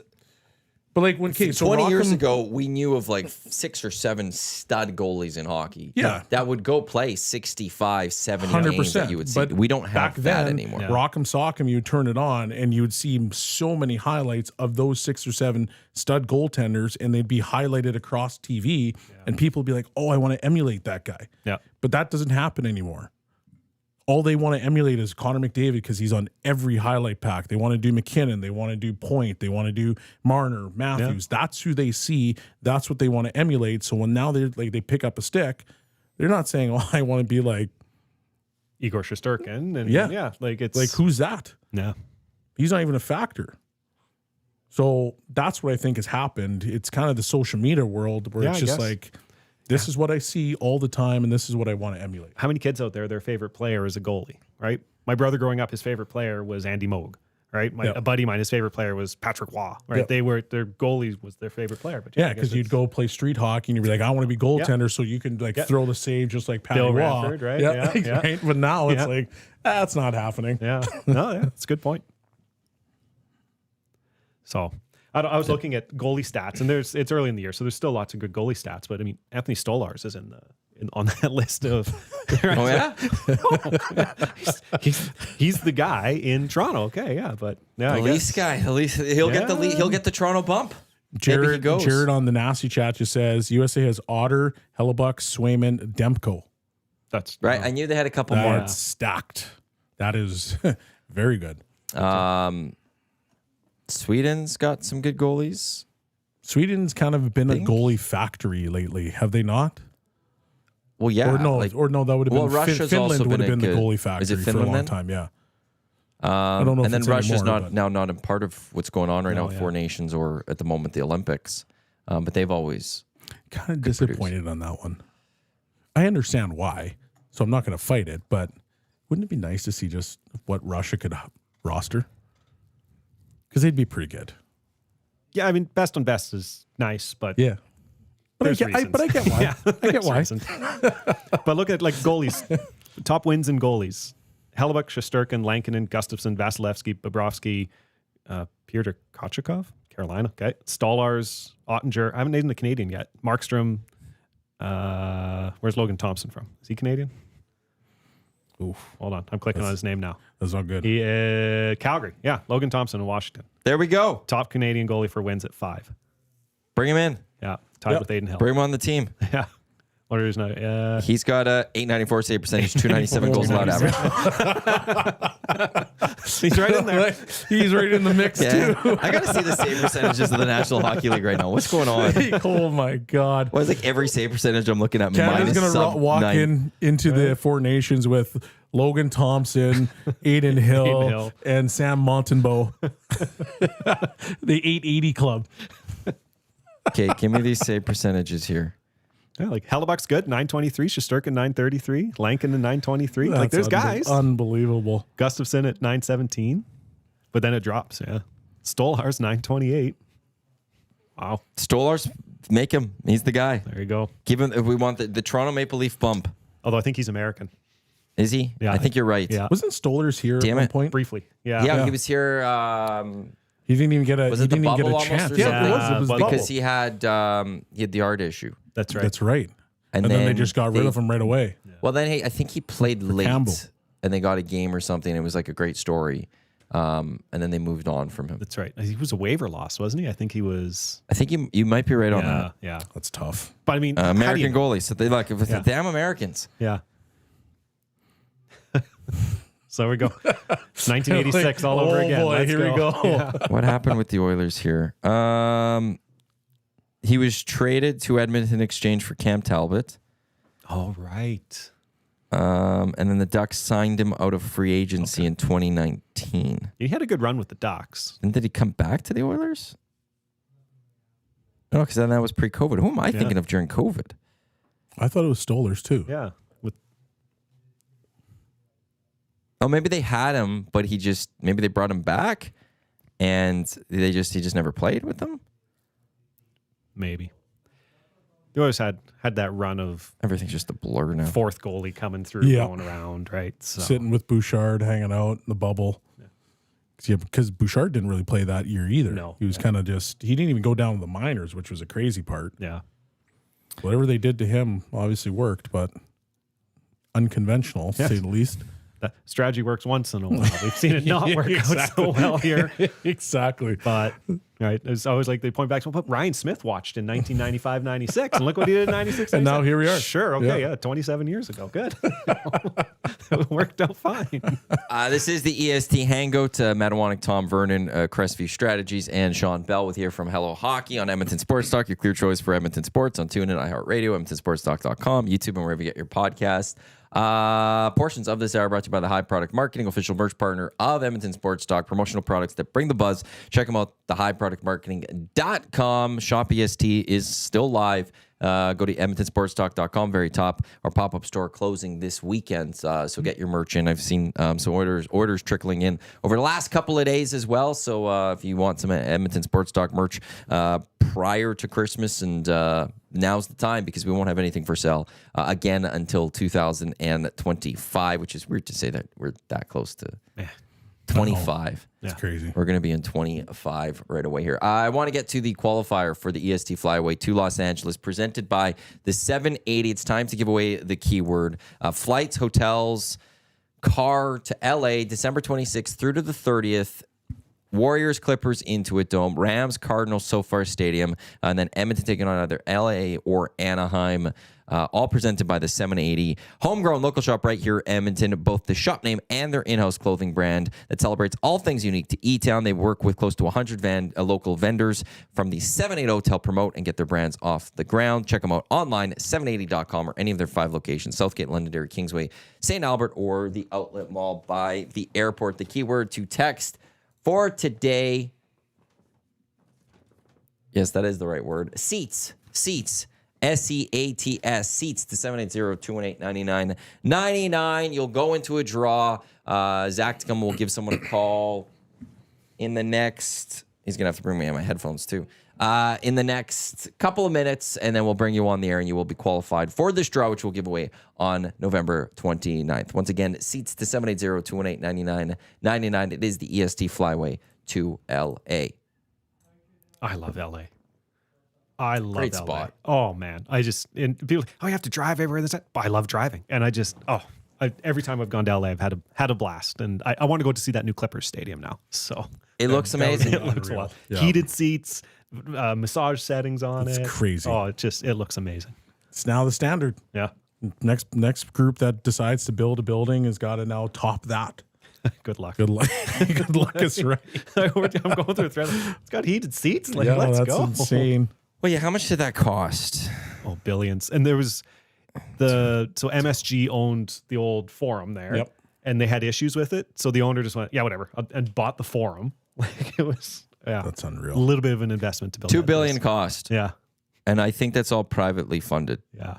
So I'm just trying to see if there was. That's maybe- that is for that's the Clippers. insane. Just trying to Yeah. like. No kidding. It's funny. It's the Yeah. Clippers that built it, but That's where I'm just wondering. Like, Does that? I don't know how anyone else. Yeah, well, here's it. In March 2020, a move to settle the litigation with MSG. Ballmer announced that he would acquire the forum for $400 million in an all-cash deal. here you go. Go away. Just have it. I'm done with you. Oh man. But like, Does this put the Clippers on the map finally? Do they become like? no, Nah, no. I don't know. It's So then, what would be the purpose of Ballmer to do this? One, he has the money Yeah. to do it. He's got FU So money. he clearly He can do whatever the thinks- hell he wants. which is fair. But he clearly thinks that this is going to be enough to now get the Clippers to be the team. Sure. And I mean, imagine his own revenue streams, right? Like Yeah. the Staples Center, whatever it is now. Crypto.com. Don't the Kings own that? Right? Like, it's not even the basketball teams that own Yeah, it. Lakers don't own it. Yeah. It So, was Philip Anschutz Yeah. owned it. Yeah. And I don't know how it still works, but I think the Kings are the owner of it. right. But now the Clippers get their own spot. I went to a Raps game against the Clippers there. And it's amazing. You go in, it's like, man, I'm going to see all these banners. And no, they're all covered up. they're all covered up, Right. yeah. And there's nothing there. So this is their building, their revenue stream, set their thing. They're not going to be the team. They're going to be the team in LA, just like the Islanders are the team in New York. It's never going to Yeah. happen. That's But disappointing. But you have a sick building. you got a sick building, and yeah, it's it's a beautiful building. They can set their own schedule. They can do whatever they want with it, right? Yeah, so Philip Anschutz and Ed Roski are listed as the owners of the LA Kings. Crypto Arena is owned by the Anschutz Entertainment Group, AEG, which is the founder of Philip Anschutz. So it's all connected to the LA Kings. That's why it's fine. Like the Lakers are a tenant in their building. Yeah. That's the wild thing for all of that. But I think It when really it comes to is. Ballmer is he just didn't want to be the third tenant of a facility. And like there's another NBA team, he just wants his own facility. Yeah. And when you have that money, you're not just going to build an arena. You're going to build an arena. You're going to build something that he loves his toys. He loves doing that stuff. And how much does Team Ballmer worth? He's got a massive toy now, so enjoy that. But there's not going to be any banners going to be hung there. The strange thing is there's this one rule on one end where it goes from row 1 to 47 uninterrupted, and it's $32 to sit there, but you're not allowed to wear opposing team merch, which I'm not sure how. You have to wear your own merch, right? Right. It's a soccer supporter Yeah. section if Is you it? want. I It's love general it. admission. Yeah. So the sooner you get there, Yeah. you get to sit in your spots. And I think Is it standing only? Or No, you it get to might see be. it? Is there there's seats seats, on yeah. those ones? Yeah. And it goes row 1 to 40. It goes all the way up. But the thing is, you're not allowed to wear the other team merch, which I They'll don't know take how you, kick you out. Yep. That's what I think it Man. is. You're agreeing to sit Yeah. there, and if you're wearing something, they'll kick you out. Yeah, you're the supporter section. Like you're the rowdies. That's what they want. Yeah, it's just crazy to me that in a country as litigious as the United States and as free speech as the United States, we'll see if this gets tested, right? Like I don't know. I just I want to go watch a Raps game. Well, there's only one seat available, so you can't wear that hat, sir. Like, what? I'll take the hat off. I'm not going to sit there and argue. It's but a You're not going to go Lane I'm Bennis. not. You're Lane Bennis with the Orioles hat in the owner's box. I'm going to wear this hat. He's worth $121.4 billion according to little bit. Forbes. Yeah. So It's ridiculous. dropping $2.5 billion, I guess, Yeah. for the Intuit Dome and buying Forum. It's nothing. Whatever. Yeah. That's nothing. It's just a drop in the bucket for him. That's buying a new car. Just he wanted to go buy a new $20,000 car type thing for him. Whatever. Unreal. It just goes to this. So that's what Steve Ballmer, why he did this is. I don't think all of a sudden players are sitting there going, I got to go play there now. Yeah. Yeah. But- But that's what you're probably, as for him, he's probably hoping that they want to come play now. Yeah. And they want to get all the perks of that new building. So, But he also had people that wanted to play before. Like he did bring in Sure. Kawhi and Paul Kawhi came George. in, and George came in, and Harden came. Like they And had then guys come through. This they just, all left. Yeah. You can throw him. And Kawhi is still there, technically, Yeah, but he hasn't played. Yeah. So he doesn't. Like technically. He's on the books. He's on. Yeah, he gets paid. It's like Joel Embiid. Yeah. That whole situation with that guy is outrageous. 3-game suspension, was it? I think you got 3. I saw something on Twitter where they're like, to really punish him, you should make him play 3 games in a row. This is just helping him. This is just a good thing. Adam Silver comes in. No, Joel, you have got to play these 3 games, minimum 40 minutes. Let's get to our qualifier for the EST Flyaway to LA. Who am I speaking with on the line right now? It's Brad. Brad, congratulations. You're in the mix to go to LA with the EST Flyaway. If you were to win the winner of this trip, who would you take with you down to Los Angeles? I'm not sure. Probably one of my buddies. Oh, I like that. You're going to make them like bid for it? Highest bidder gets the trip with you? Yeah, probably. And if you win, what would you be most excited to do? Go see the NBA game, NFL, NHL, or just being in warmer weather in December? Probably NFL. Perfect. Well, congratulations, Brad. You're in the mix. Keep your phone on November 29th because on the morning show, if your name is chosen, the boys will give you a call, let you know that you're off to Los Angeles. Thank you. Perfect. And there's Brad. He's the next qualifier. 2 more chances today to qualify EST afternoons with Hernan and Gager, as well as the Reed Wilkins Show with Jay Milne. EST Flyway to LA, presented by the 780. I just keep looking at this. I have to get off my Steve Ballmer with the $124 billion. Like, imagine having that money. I can't. Right. Remember when the very first car you got, your very first car, the freedom you feel. Yep. Just imagine that feeling every day. Like that. Your first drive. Plane that you buy. Oh yes, the first plane you buy. Yeah, they never forget that day. The first arena you bought. Yeah. The first PJ, the first arena, the first professional team. Oh man. Yeah. Oh, it'd just be something else. Like you go to a restaurant, if you're not happy, you just buy it. Yeah. Buy it. I just want to sit here. I want better like menu or something. Like I'm just gonna buy this. Like it's just My first car did world. not cost me $400 million. Yeah, it's a bit of a different feeling. Yeah. No kidding. just $300 million. Yeah, it was $1. I should have got change. I want to get into some CFL chat. Yes. He's a Riders fan. Are you really? Yeah. I'm not going to get into the That's Rouge. good. Well, actually, okay, I got it. Rouge, yay or nay? Stay or Yeah, go? stay. Okay, perfect. It's Thank you. It's quintessential Canadian. Yeah. So after the show, I saw Chris Joseph. Told him about it. He goes, "Get rid of it." Okay, cool. Just saying. Awesome. Now we're 2 for 2. You have one on your side. Oh, you're an I have anti-Rouge? one. I've got I'm an more anti-Rouge. on my side. Well, no, I've I'm got not more on I'm my not side. technically an anti-Rouge. I just think it needs to be amended because I did not like the fact that the Elks just kicked the ball through and then they won. I can win didn't on a care miss. for that. I'd rather see a play happen, legitimate play, and then it's decided on the field as opposed to this thing is just booted and see you later. It is doesn't what work it is. every time. So the Riders had this kicker back in like 2009, 10, 11 era. That era, Eddie Johnson, he had a cannon for a leg, right? He could boot this thing a mile. During the offseason, he was a bartender in Vegas. He was a great, funny guy. Amazing. Yeah. But so Ken Miller, he's looking at they need a point just to cinch away the game. And he goes, well, I could go for the field goal, but I'm just going to punt this. And he hit it off the side of his foot, went out of bounds, and they didn't end up winning. So it's not automatic. It could still be screwed up. And See? yeah. But This guy thinks it's an automatic. There's no skill involved. There's no talent involved. In a punt, when you kick it as hard as you can, there's no skill. And we talked just about this. We explained how it talked could be about it messed last up. time. There was an attribute. He actually talked about a field goal. So there's that. No. they didn't do the field goal. They tried to didn't? punt it instead. Okay. He outthought himself because he See? thought Eddie can kick this a mile. We're definitely going to get this through, and he screwed it up.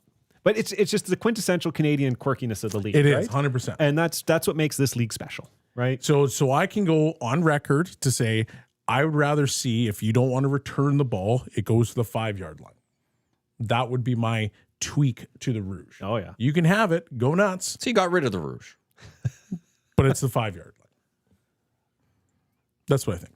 Yeah. Anyway, I don't want to get back into this conversation But I just- because again- it took literally 40 minutes of the show and we went down this rabbit hole. I'm not interested in the rabbit hole today. Oh, me neither. I just there's more people on my side than on your side. That is fine. And it's great that Chris And Joseph that I told will you this. live in my world. You want to know something, Sean? I went to my condo and I went on the elevator. you went and you knocked on every five single different door. people came on Yeah. oh, I heard that show and You're like, I absolutely agree with the Of course Rouge. that happened. And then I was It's weird because I walked into walking my outside of house here, and and then then my the daughter was like, Russians "Daddy, you're downstairs." right," and I was like, "Man, I love you." So that happened to me too. And then I got a call from like a It was bunch weird of people I haven't because then I went spoken to to a since high restaurant, school. and then the people were like, "Oh man, like yeah, you were definitely right." we can both do this. Yeah, but you started with Chris Joseph. Chris Joseph. Let's just I didn't leave even know this how you explained conversation. it to him. Let's Yes. leave the conversation where it belongs. Last week, Wednesday. It took us forever to dig out of the time zone hole. Now we're falling into this one. We're not doing this again.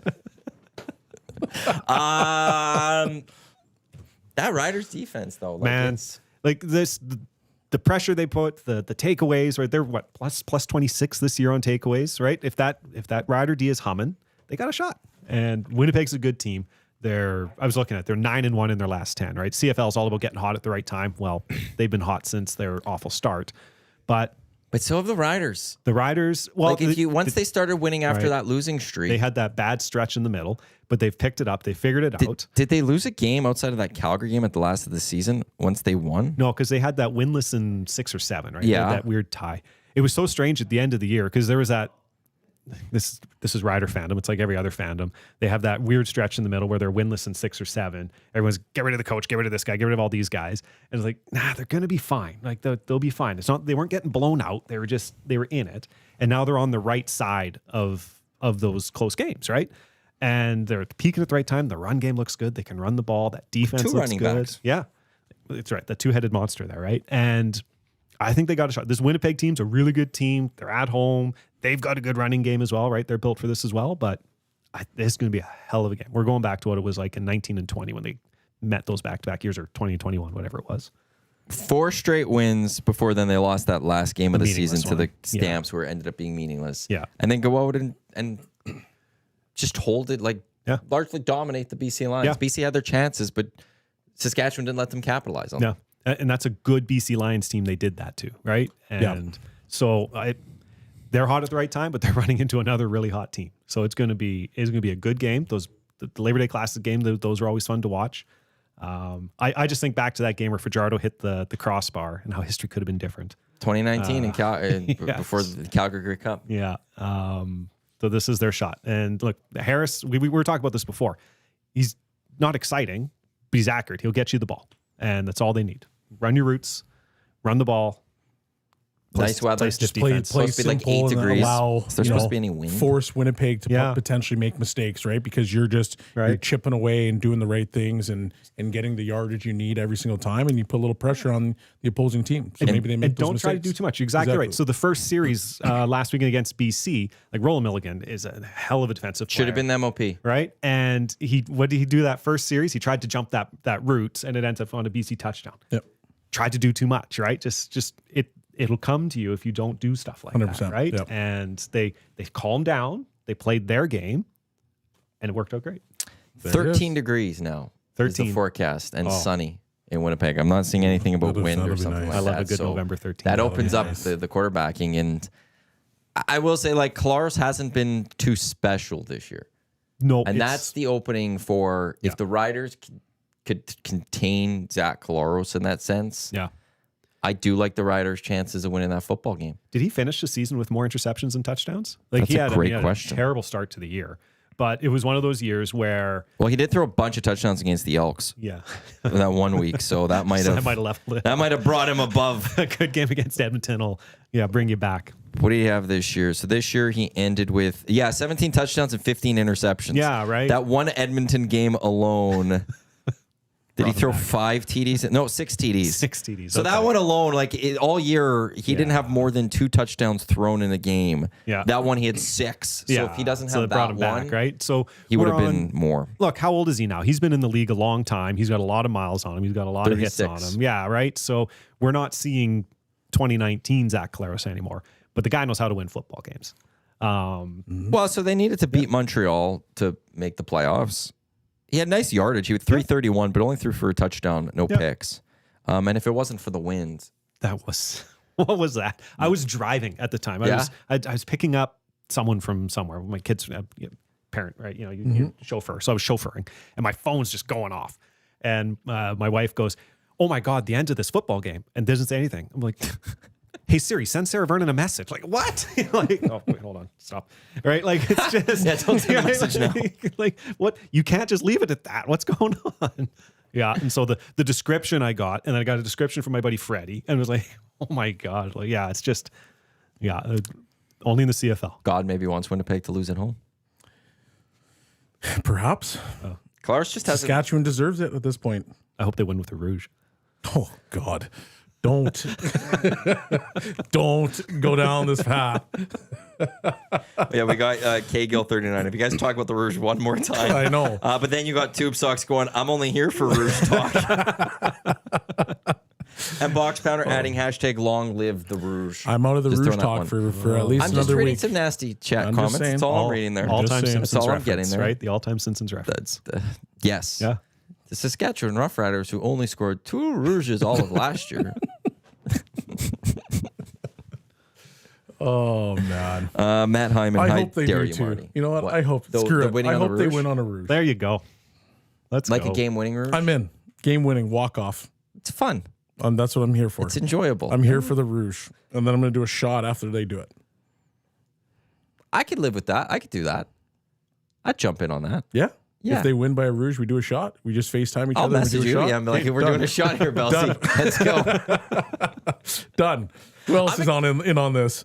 If they win on a Rouge. We'll do a shot. big Zoom call. Yeah. Just everyone after the Rouge. Like, hey, here we go. Sociable. Yeah. Bye now, and then hang up. Does it have to be red? Does it have to be like sourpuss or something? I didn't even Like, think about that part. Oh no, it's got to be what's hard. that, It's got to be I like was a gonna- tequila. Fireball or something, right? Yeah. Tequila with just some red dye. Birdie Booth. Well, it's not red. Yeah. Tequila with red dye. Well, now you got the Tabasco, the Prairie Fires. Oh God. That was my 18th birthday. Oh, and never God. again. Yeah. Anyway, off to the East Final. Oh my God. Treat Never your body again. right. Oh my God. He's 18. I was 18. Yeah. That is awful. Yeah, it was awful. Yeah, you're right, Bellsy. You're right. Yeah. Oh. East Final, I don't know how you guys are feeling about it. I'm confident in one way over the other. You are confident one way or the I'm other? confident with one team and not the other. Oh, yeah? And I'll wait to see what you guys have to say. I'm out of this conversation. Jared, I didn't pay attention. I haven't been paying Yeah. enough attention to the CFL. No, I honestly, I think I like Toronto in that game. Just without the bye, the offense is obviously firing. I like Toronto in that game. I'd prefer to see Montreal because I'd like the Riders face Fajardo in the Grey Cup. But Oh, what a storyline that would be. wouldn't it? Yeah. Montreal's been the better team all year, haven't they?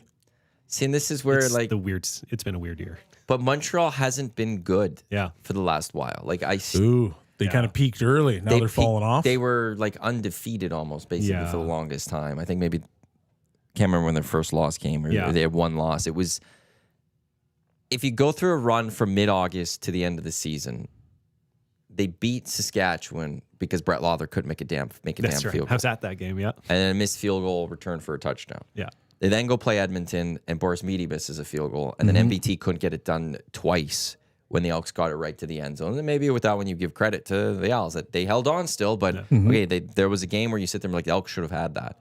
They lose to BC at home. They get destroyed by BC. Yeah. They tie Calgary. They lose twice, I think, to Toronto in there. They lose to BC again. The only win they've had since September was twice to Ottawa.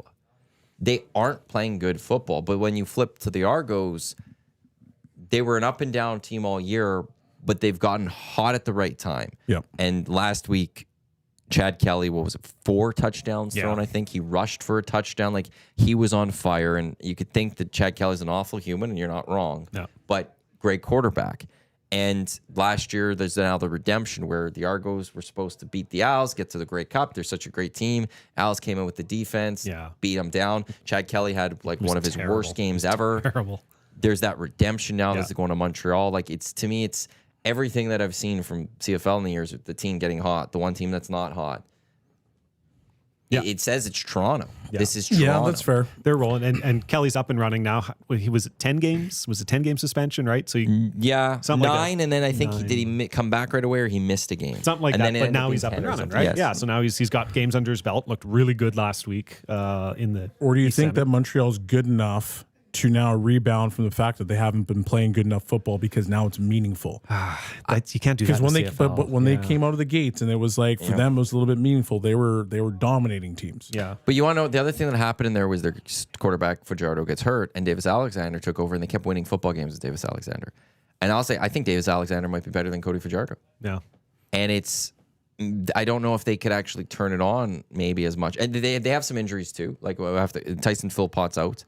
Austin Mack was supposed to be done for the year, but he was playing in like the last game of the season or something like that. But they lost their big weapon in Tyson Philpott. They had quite a bit of injuries on defense.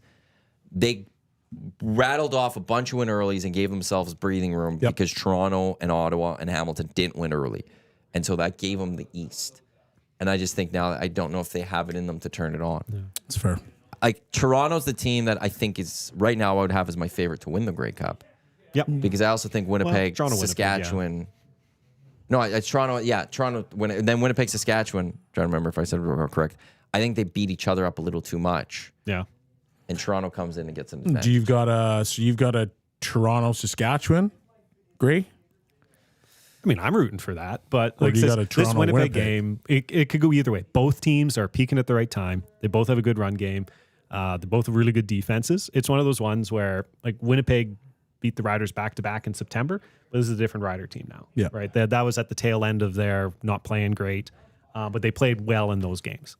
So look at me just sit right on this fence, right? Like That's fine. I usually sit on those fences. the Rider fan in me wants them to win, but the Rider fan in me has been hurt burned so many times. So many times. I said before going into that last weekend of the regular season where I didn't know who was hosting the West Final, West Semi. Whoever wins the West Semi is going to the Grey Cup.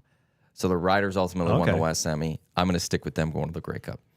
So I got 2 road teams winning this weekend. Interesting.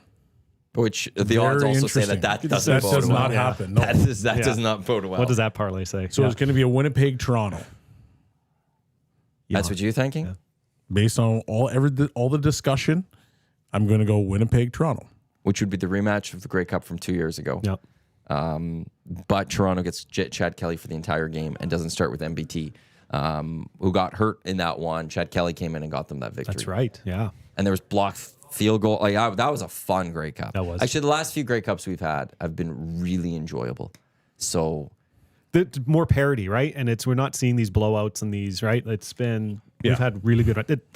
The league this year was weird, right? You look at the West and how the Riders, like the Bombers start off so bad. The Riders had that bad middle, and they both had a chance to win the division in the last game of the year with Winnipeg ended up with 11 wins, I think, right? And when was the last time the West Division was won with 11 wins? it'd be a long time. Weird, There was a lot. weird year. It was one of those years where if Hamilton had not, had actually played a little bit better, we could have had that East crossover because the bottom of this division was so bad this year, right? So 12-5-1 Montreal to lead the East. Yeah. 11-7 to lead the 11-7, West. right? Like an 11-7 team wins the West, and usually there's one team off and running, off and hiding. A 13-14 win team, right? So Last year, 14 Bombers had 14, Argos had 16 out east. 22 Argos had 11 wins, Bombers had 15. 15, right? I'm going to skip 21 because it was a shortened season. Hamilton had 15 in 19. Saskatchewan had 13 in 2019. So this year is a lot lower and 2 ties. That was the Riders' year. That could have been the Rider year, right? But that crossbar. So on the Bombers, they finished 11-7 that year. That got them third. Yeah. In that year. Got them third. But they traded for Zach Collaros at the deadline. And they weren't a team anyone was looking at winning the Grey Cup. Yeah. But they had Matt Nichols, they had Chris Strevler, and they had Zach Collaros. And I can't remember how it fully played out, but it was because of injuries. Zach Collaros had to come in and play. Yeah. That's And what then it the was. rest was history. Yeah. And if it wasn't for those injuries, they might not go with Zach Collaros, and we might not have this Bombers dynasty. Well, how would history be different if Claros didn't get his head taken off in Regina in that game? because he went down and went injured, and they gave Fajardo the ball in 19 and just gave Collaros away, and just thinking, yeah, he's done. And it was a bad hit. He had a history of concussions. Simone Lawrence, I think I'll look to look Yeah, at it was that that's one. one. Yeah, Simone Lawrence. Yeah, that was a year that there was multiple starting quarterbacks that got hurt though. Yeah, That's happened a few times in the last number of years. Well, I would say. remember Just trying that to year because I was like there was 3 or 4 starting quarterbacks that got all pretty good hits on them, and they were all out at the exact same time. Yeah. Because then, yes, he did get basically given away because they're like, well, we got a new. We've got Fajardo now, and go find you. He's our guy. Go find was him in where to Toronto. play. That was Yeah, it was an went to interesting Toronto. year that year because of all the injuries to the quarterbacks. Yeah. And they were all based off of hits. Yeah. You might be right on that one. VA was looking good that year too. Yeah. Then he didn't do it the next year after, like 2021. And now it's where does VA go? Like we were talking about that Yeah. before the show, like the VA discussion and where he lands, Somewhere in Alberta. and then where does Trey land, Yeah. and then what happens with Bo. I threw this one out there on the lock shop yesterday with Haas, is that because Scott Milanovic ultimately did bench Bo Levi Mitchell this year. He didn't like him and went with Taylor Powell, and then Powell got hurt, and it was against the Elks, and then Bo Levi had to come back, and then they ran with him the rest of the year, and he's the MOP nominee, and he might win the MOP this year. He shouldn't, but he might. But it's up to Milanovic, and do you want to, like, as good as he was, do you want to come back with a almost 40-year-old quarter? How old is Bo? Is he really that? I mean, he's been around forever. But so is been a long Collaros. Oh, he's only 34, I Yeah, I was guess. going to say, right? He isn't. But he's also contemplated retirement, or that there's been the discussions over the last couple of years. Do you start looking to the future? So Well, they already were basically. yeah, but that's so. Does But so where I was going is, what if they don't want Bo back? Do you see a reunion of Bo in Calgary if Bo wants to keep playing? Wouldn't that be something? yeah. Like if I'm Bo, I'm going somewhere, like if there's a team that I can win with, I'll go there. But if it's a team like, I mean, yeah, Hamilton. Oh my God. But if it's a team that's not going to be on the winning path, is Calgary going to be turning it around that quick? Do I want to go back to Calgary to continue my playing career, but be on a 6-12 team?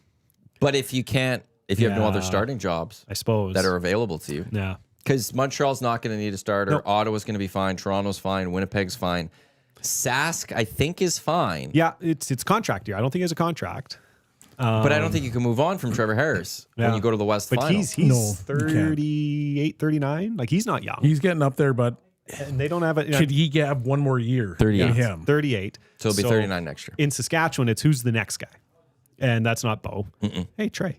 Well, that's the same with Winnipeg too, Yeah. because Winnipeg, like, how much longer does Who's Zach the next guy? Collaros have where he goes? And there's a lot of talk of maybe next year will be last year. Winnipeg's hosting the Grey Cup. Yeah. Who's your backup? Who's your succession Who's your plan? guy? Whose brother's playing for the Winnipeg Yeah. Blue Bombers? Trey's. I don't think Trey goes anywhere as a backup. Yeah. No, If and you're there's right. a starting If there's job. a starting job somewhere. But if there is a back, if the only thing he could get is a backup role, there's no chance Edmonton's keeping him. No. Every other team has a better chance of getting him, because why would you stick around here? Yeah. But then that leaves, okay, will Hamilton, Edmonton, or Calgary give him a starting job? And more notably, Edmonton, I think, would. Would Calgary or Hamilton do it? And is that enough for Trey to want to leave? But then it's who wants VA. Do you want, if you're any of those other teams, do you want VA? If you're Hamilton, do you want Bo, or do you want Trey?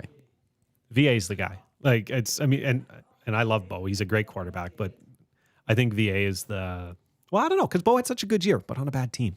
Man.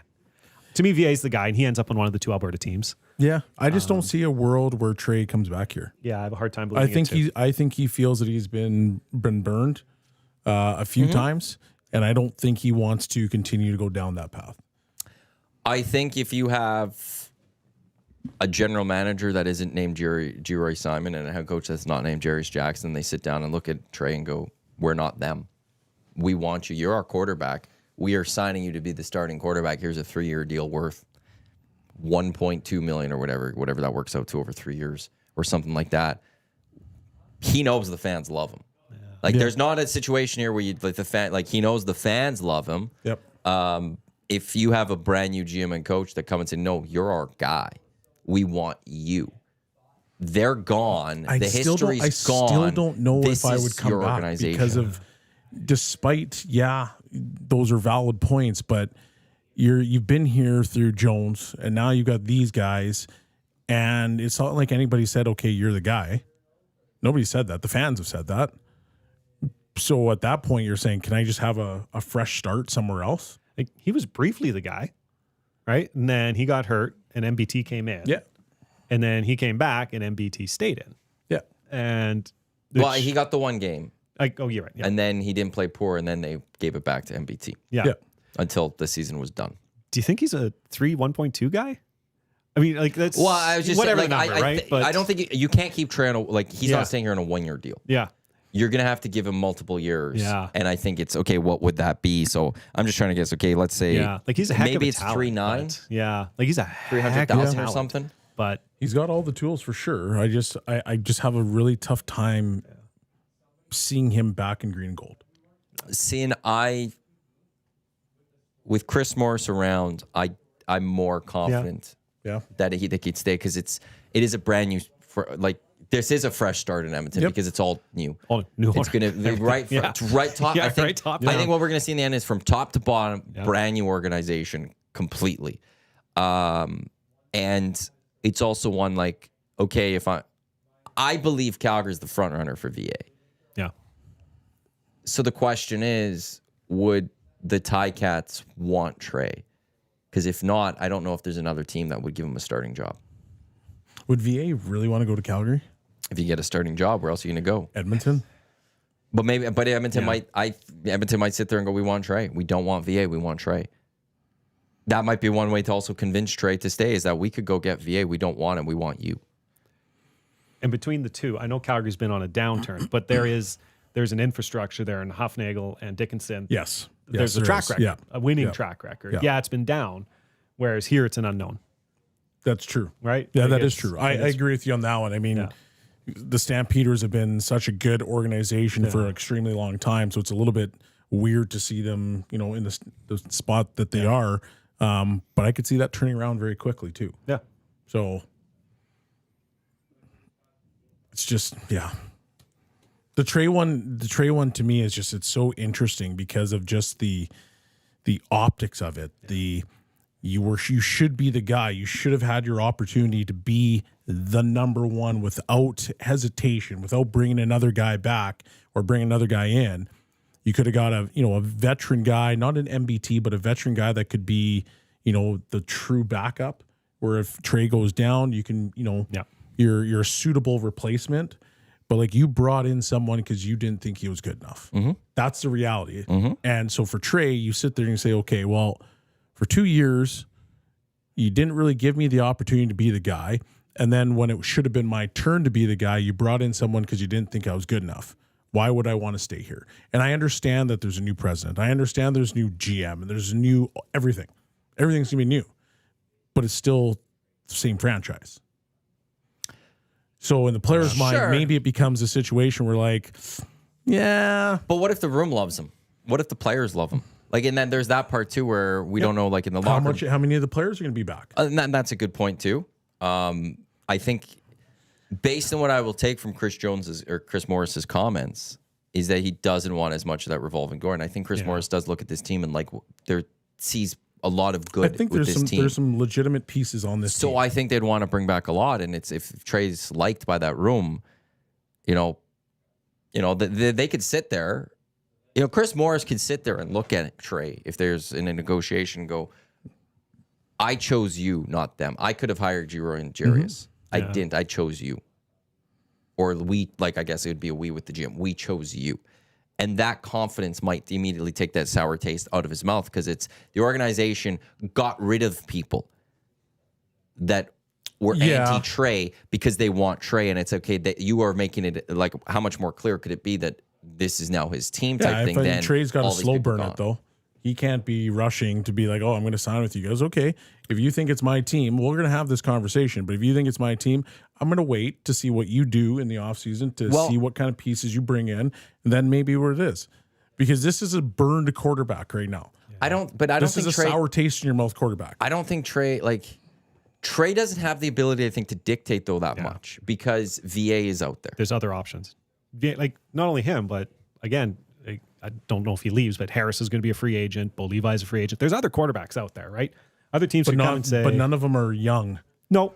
And But that's they're what- proven. They are proven, but a lot proven. of these guys, Yeah. they want younger quarterbacks to come in, Yeah. mobile, because now it's hard to game plan against these certain guys. Like the reality is in Edmonton, he probably should have been the guy because he's a dual threat. Yeah.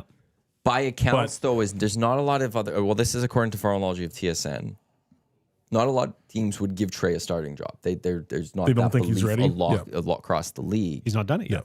He's not done it yet. Now, some of that might be those teams saying that out there because you don't. It's like the same at draft time that Yeah, you always hear smoke that and knock on mirrors. those Yeah. top players. Yeah. It's Yeah. like, oh, I don't know if I take him. It's like, well, is he going to slip? Because they're hoping he'd slip to them at whatever number. Maybe some of these teams are sort of trying to play it so that the Elks allow him to hit free agency and then they could jump in and grab him. Yeah. But it's maybe there isn't a lot of teams that want to give him that job, and it's you also have to understand if you trade that if you miss out on Edmonton, you might have to go the backup route where you are not playing again next year. Yeah. And even though if you might go to Winnipeg or Saskatchewan and sit there as a backup, you're still now having to wait till 2026 to be a starting quarterback. Yeah. So we had this conversation when MBT was signed about the Elks need to get this right. And by this, I mean the season. And they need a proven commodity to lead that team. I'm not saying it's not Trey Ford. He's an incredible talent. But has he shown enough to be that guy so this franchise can get off and running under this new leadership? He has shown me enough that I think this team is a 500 franchise Yeah. at minimum. They are a 500 franchise fighting for a playoff spot at the end of the first full season for him. He could go beat the low teams. Yeah. He can go beat the teams that are worse than the Elks. I believe that. He's shown that. Yeah. He hasn't but we talked about the Riders defense. He beat the Riders defense this year. He went out there in his first start, and if you want, there's a lot of knocks on Trey Ford in that he hasn't had that signature win yet, and they didn't have Trevor Harris in that game, but he did well against that defense. That defense, yeah. And I think there was a couple of other injuries, but it was a strong defense still at the time he did that. But there isn't that win against the teams higher in the standings yet. Yeah. He hasn't done that yet, so that's the big knock on him. But he's also young, and could he develop into that? But I also have full confidence that when they go take the Labor Day set against Calgary next year, he can go win those football games. He can go win that football game against Hamilton.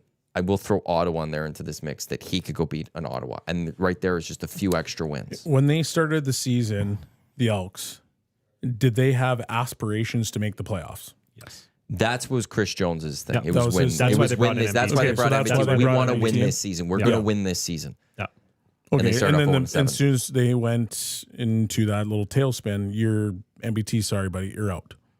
Because now you're in a situation where you're not to where you want to be. Now I got to truly find out if this quarterback is the guy. And they didn't do that. And they didn't do it. that. And I think that's They part kept of the, going back and forth. 100%. And I think that's part of the issue. Because Trey actually started winning games for them. He's won the most of all the Elks QBs in years. Yeah. And That's not even close. Like, It's not, not- even close. If you want to go Yeah. since pandemic type thing, it with makes all no the sense. it's not even close. Yeah. It makes no sense. So Yes. if he's winning you football games and he comes in and he's doing all these things, and you're not even a team that's supposed to be, I guess you've underachieved to the point where you're not hitting the expectations that you set at the start of the season. So now it's your responsibility to find out what you have and what pieces. And unfortunately, that never happened because you kept going back to MBT. And so you finish the season, you don't make the playoffs. Well, what have you figured out now? What have you learned? You haven't learned anything. You just basically pissed off your quarterback of the potential future, and now he's going to be potentially leaving. So, like, to me, I feel like they didn't know what they were trying to do. And even when Jones got fired, there was still we're a team that can win this whole thing. Well, are you guys?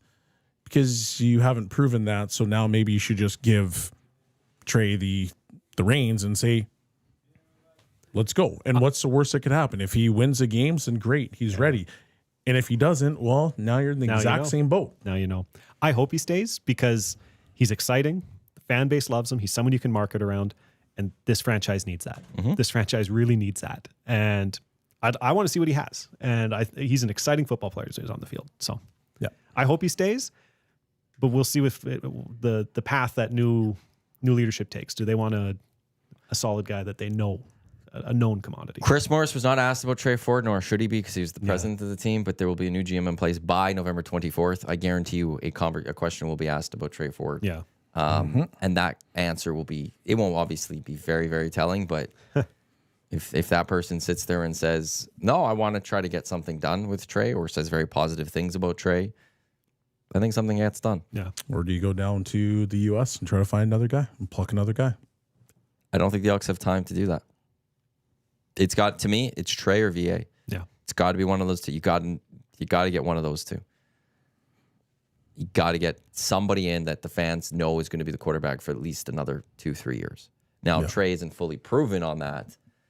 So if you went with him next year and it didn't go well and it's a little rough going into 26, but that's a risky take, I guess, with anyone. Jack Campbell we talked about. Yep. But I think you need a proven commodity because this team does at some point need to start winning. Yes, that was the point that I was gonna make, is that now that you've got a little bit more positivity flowing through this franchise, you got to now solidify that on the field.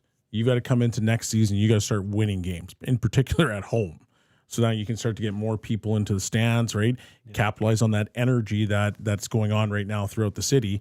And if you can, then you're moving up again and where you should be. I mean, this has been one of the top franchises in the CFL since the inception, right? And it's been really disappointing to see them be at the bottom of the standings for so long. And they need to get back to it because they should be one of the best. I want to get to just Road Warriors, brought to you by AccuSteel Heavy Haul Trailers, custom manufacturing heavy haul trailers for mining, oil and gas equipment, highway transportation, trusted by the leaders in the heavy transport industry. Get on the road with peace of mind for your large loads. AccuSteel.ca. Like we said, the Oilers are in action tonight, taking on the Golden Knights, who are the road team here in town. It's one of 3 games in the NHL. The Preds are on the road to taking on the Capitals, while the Red Wings, they are in Chicago to take on the Blackhawks. Edmonton's own Alphonso Davies, him and Bayern Munich, they're in Champions League action today out in Bayern as Benfica heads to town. So we got one Canadian, Jonathan David, with another goal yesterday for his club Lille. And I always love it because it's Wednesday, talk some NCAA football. You got Ohio taking on Kent State, who are 0-8. And Northern Illinois and West Michigan, I believe this is Conference USA action. Oh, no, Mid-American Conference action. I'm sorry. Hi. God, my conferences. How do I get those on? The Mid-American and the Conference USA. Like, what am I even doing here? Yeah, so that's... Oh, wait. Yeah, no, they're both in that. So it's nothing like Mid-American Conference action to get you going on a Wednesday. Am I right? Oh, yeah, I'm just so pumped up for it. Are they televised? I got to change my plans tonight. You're going to have to watch that Oilers game on delay because actually TSN Plus does show some of those games. Okay. Yeah. I don't think TSN does. Although actually TSN does every so often. They've been showing a bunch of, it's... Oh, I do love throwing. I love a good college football game. Oh, I've never gotten into it. Yeah, right now, if I had to rank my football love, it's CFL, NCAA, NFL. Yeah. In terms of enjoyment of watching it. Yeah. So I absolutely love it. And tonight, I could easily flip between the Oilers game and the Mid-Atlantic Conference. Mid-America Conference. Mid-America. Yeah. Come on, Tom. Is it? Well, they got basket. Like who wants the Warriors and the Boston Celtics, and then the 76ers and the Clippers? Really? Like, do we really need that tonight when you have Mid-American Conference action? What's TSN even doing here? No kidding. Joel's not even going to play anyway, so that takes the luster away from the 76ers. Warriors Celtics. That's actually a good game. That'll be good. Yeah, that'll be good. Is that in Boston? In Boston. In Boston. The rematch of the title from a couple of years ago. Yeah, Boston's winning though. The title so or good. the They're game? unbelievable. Everything. The game. Yeah, they're not winning. But you think they're going to championship? Celtics? Yeah, they're going to fall flat. I can only hope as a Laker fan good. at the very least. Yeah, they're legit. Yeah, I don't know if I would have said championship, but I mean it's plausible. Yeah. Pacers have actually taken them down this year in the playoffs. Oilers win, yay, nay. Connor's back. Win. Reminder, Yeah. Connor's back. Yeah. Win. 4-2 Oilers, empty netter. Connor gets 2. Thank you to Duck Dad because he threw out some ideas for an EST parlay. The boys texted me during the show from Coolbet, so I'll have to get in touch with them and build that EST parlay for the Oiler game. Duck Dad, I will probably use everything you have, but I got to throw a Connor point in there. 100%. Or do I go 2 points? Do they have it updated? Usually 1 point for Connor is not a good value. Go 3. I'm not going 3. Why not? Live a little. The other way is already asking. Like Duck Dad had a Leon goal, a Leon assist, Oilers win, and there was something else in 3 there. points. A Leon goal. Leon's got 3 as well. Goal and 2 assists. Oh, there you go. Connor, 2 goals and an assist. 3 assists. Oh, there you go. Connor's Hyman- still not listed yet Hyman, on the site. So 2. Actually, no. Hyman's going to get 1 and Skinner's going to get 1. And there will be a fight, which means the Oilers will win. There you go. Nice. On the ice or in the stands? Yes. Yes. So again, you now know what's going to happen in the Oiler game. So you could just watch Mid-American Conference action, and you don't even need to watch this Oiler game. Just watch the highlights after to see how right these two were. Go West Illinois. Good luck to your Riders this weekend. Yes, thank you. Thanks for having me on, too. Thanks for coming. Yeah, I really appreciate it. Shawn, it's great seeing you as always. Always a pleasure. It's always appreciated that you're here early too. Nail it. I'm always very excited about that. I can. I'm going to be worried that if one time that you say like 9:10 and you're here like 9:11. 9:10's going to hit and I'm going to be panicking. Did something go wrong on the drive? Oh, no. He's still not here? Yeah. Thanks for tuning in to everyone for the EST Hangout. Up next, it is the Lock Shop. I don't know who's going to be on from Coolbet with us, but Jake or Pat will be along for the ride. We got Oil Stream with Reed and Tommy. We got EST Afternoons. We got the Reed Wilkins Show till 5:30, and then the GCLD's Oil Stream pre and post game show. On behalf of Shawn, Tom, I'm Matt. Thanks for tuning in to the EST Hangout. Like I said, Lock Shop coming up in just a few minutes. Don't go anywhere. Let's go. There you go, right in front of the camera. First-time guest, long-time listener, fan of the original draft commissioner. Welcome to the EST Hangout presented by White Claw Hard Seltzer. The difference is clear. Matt Iwanyk, Tom Zola with here. Joining us today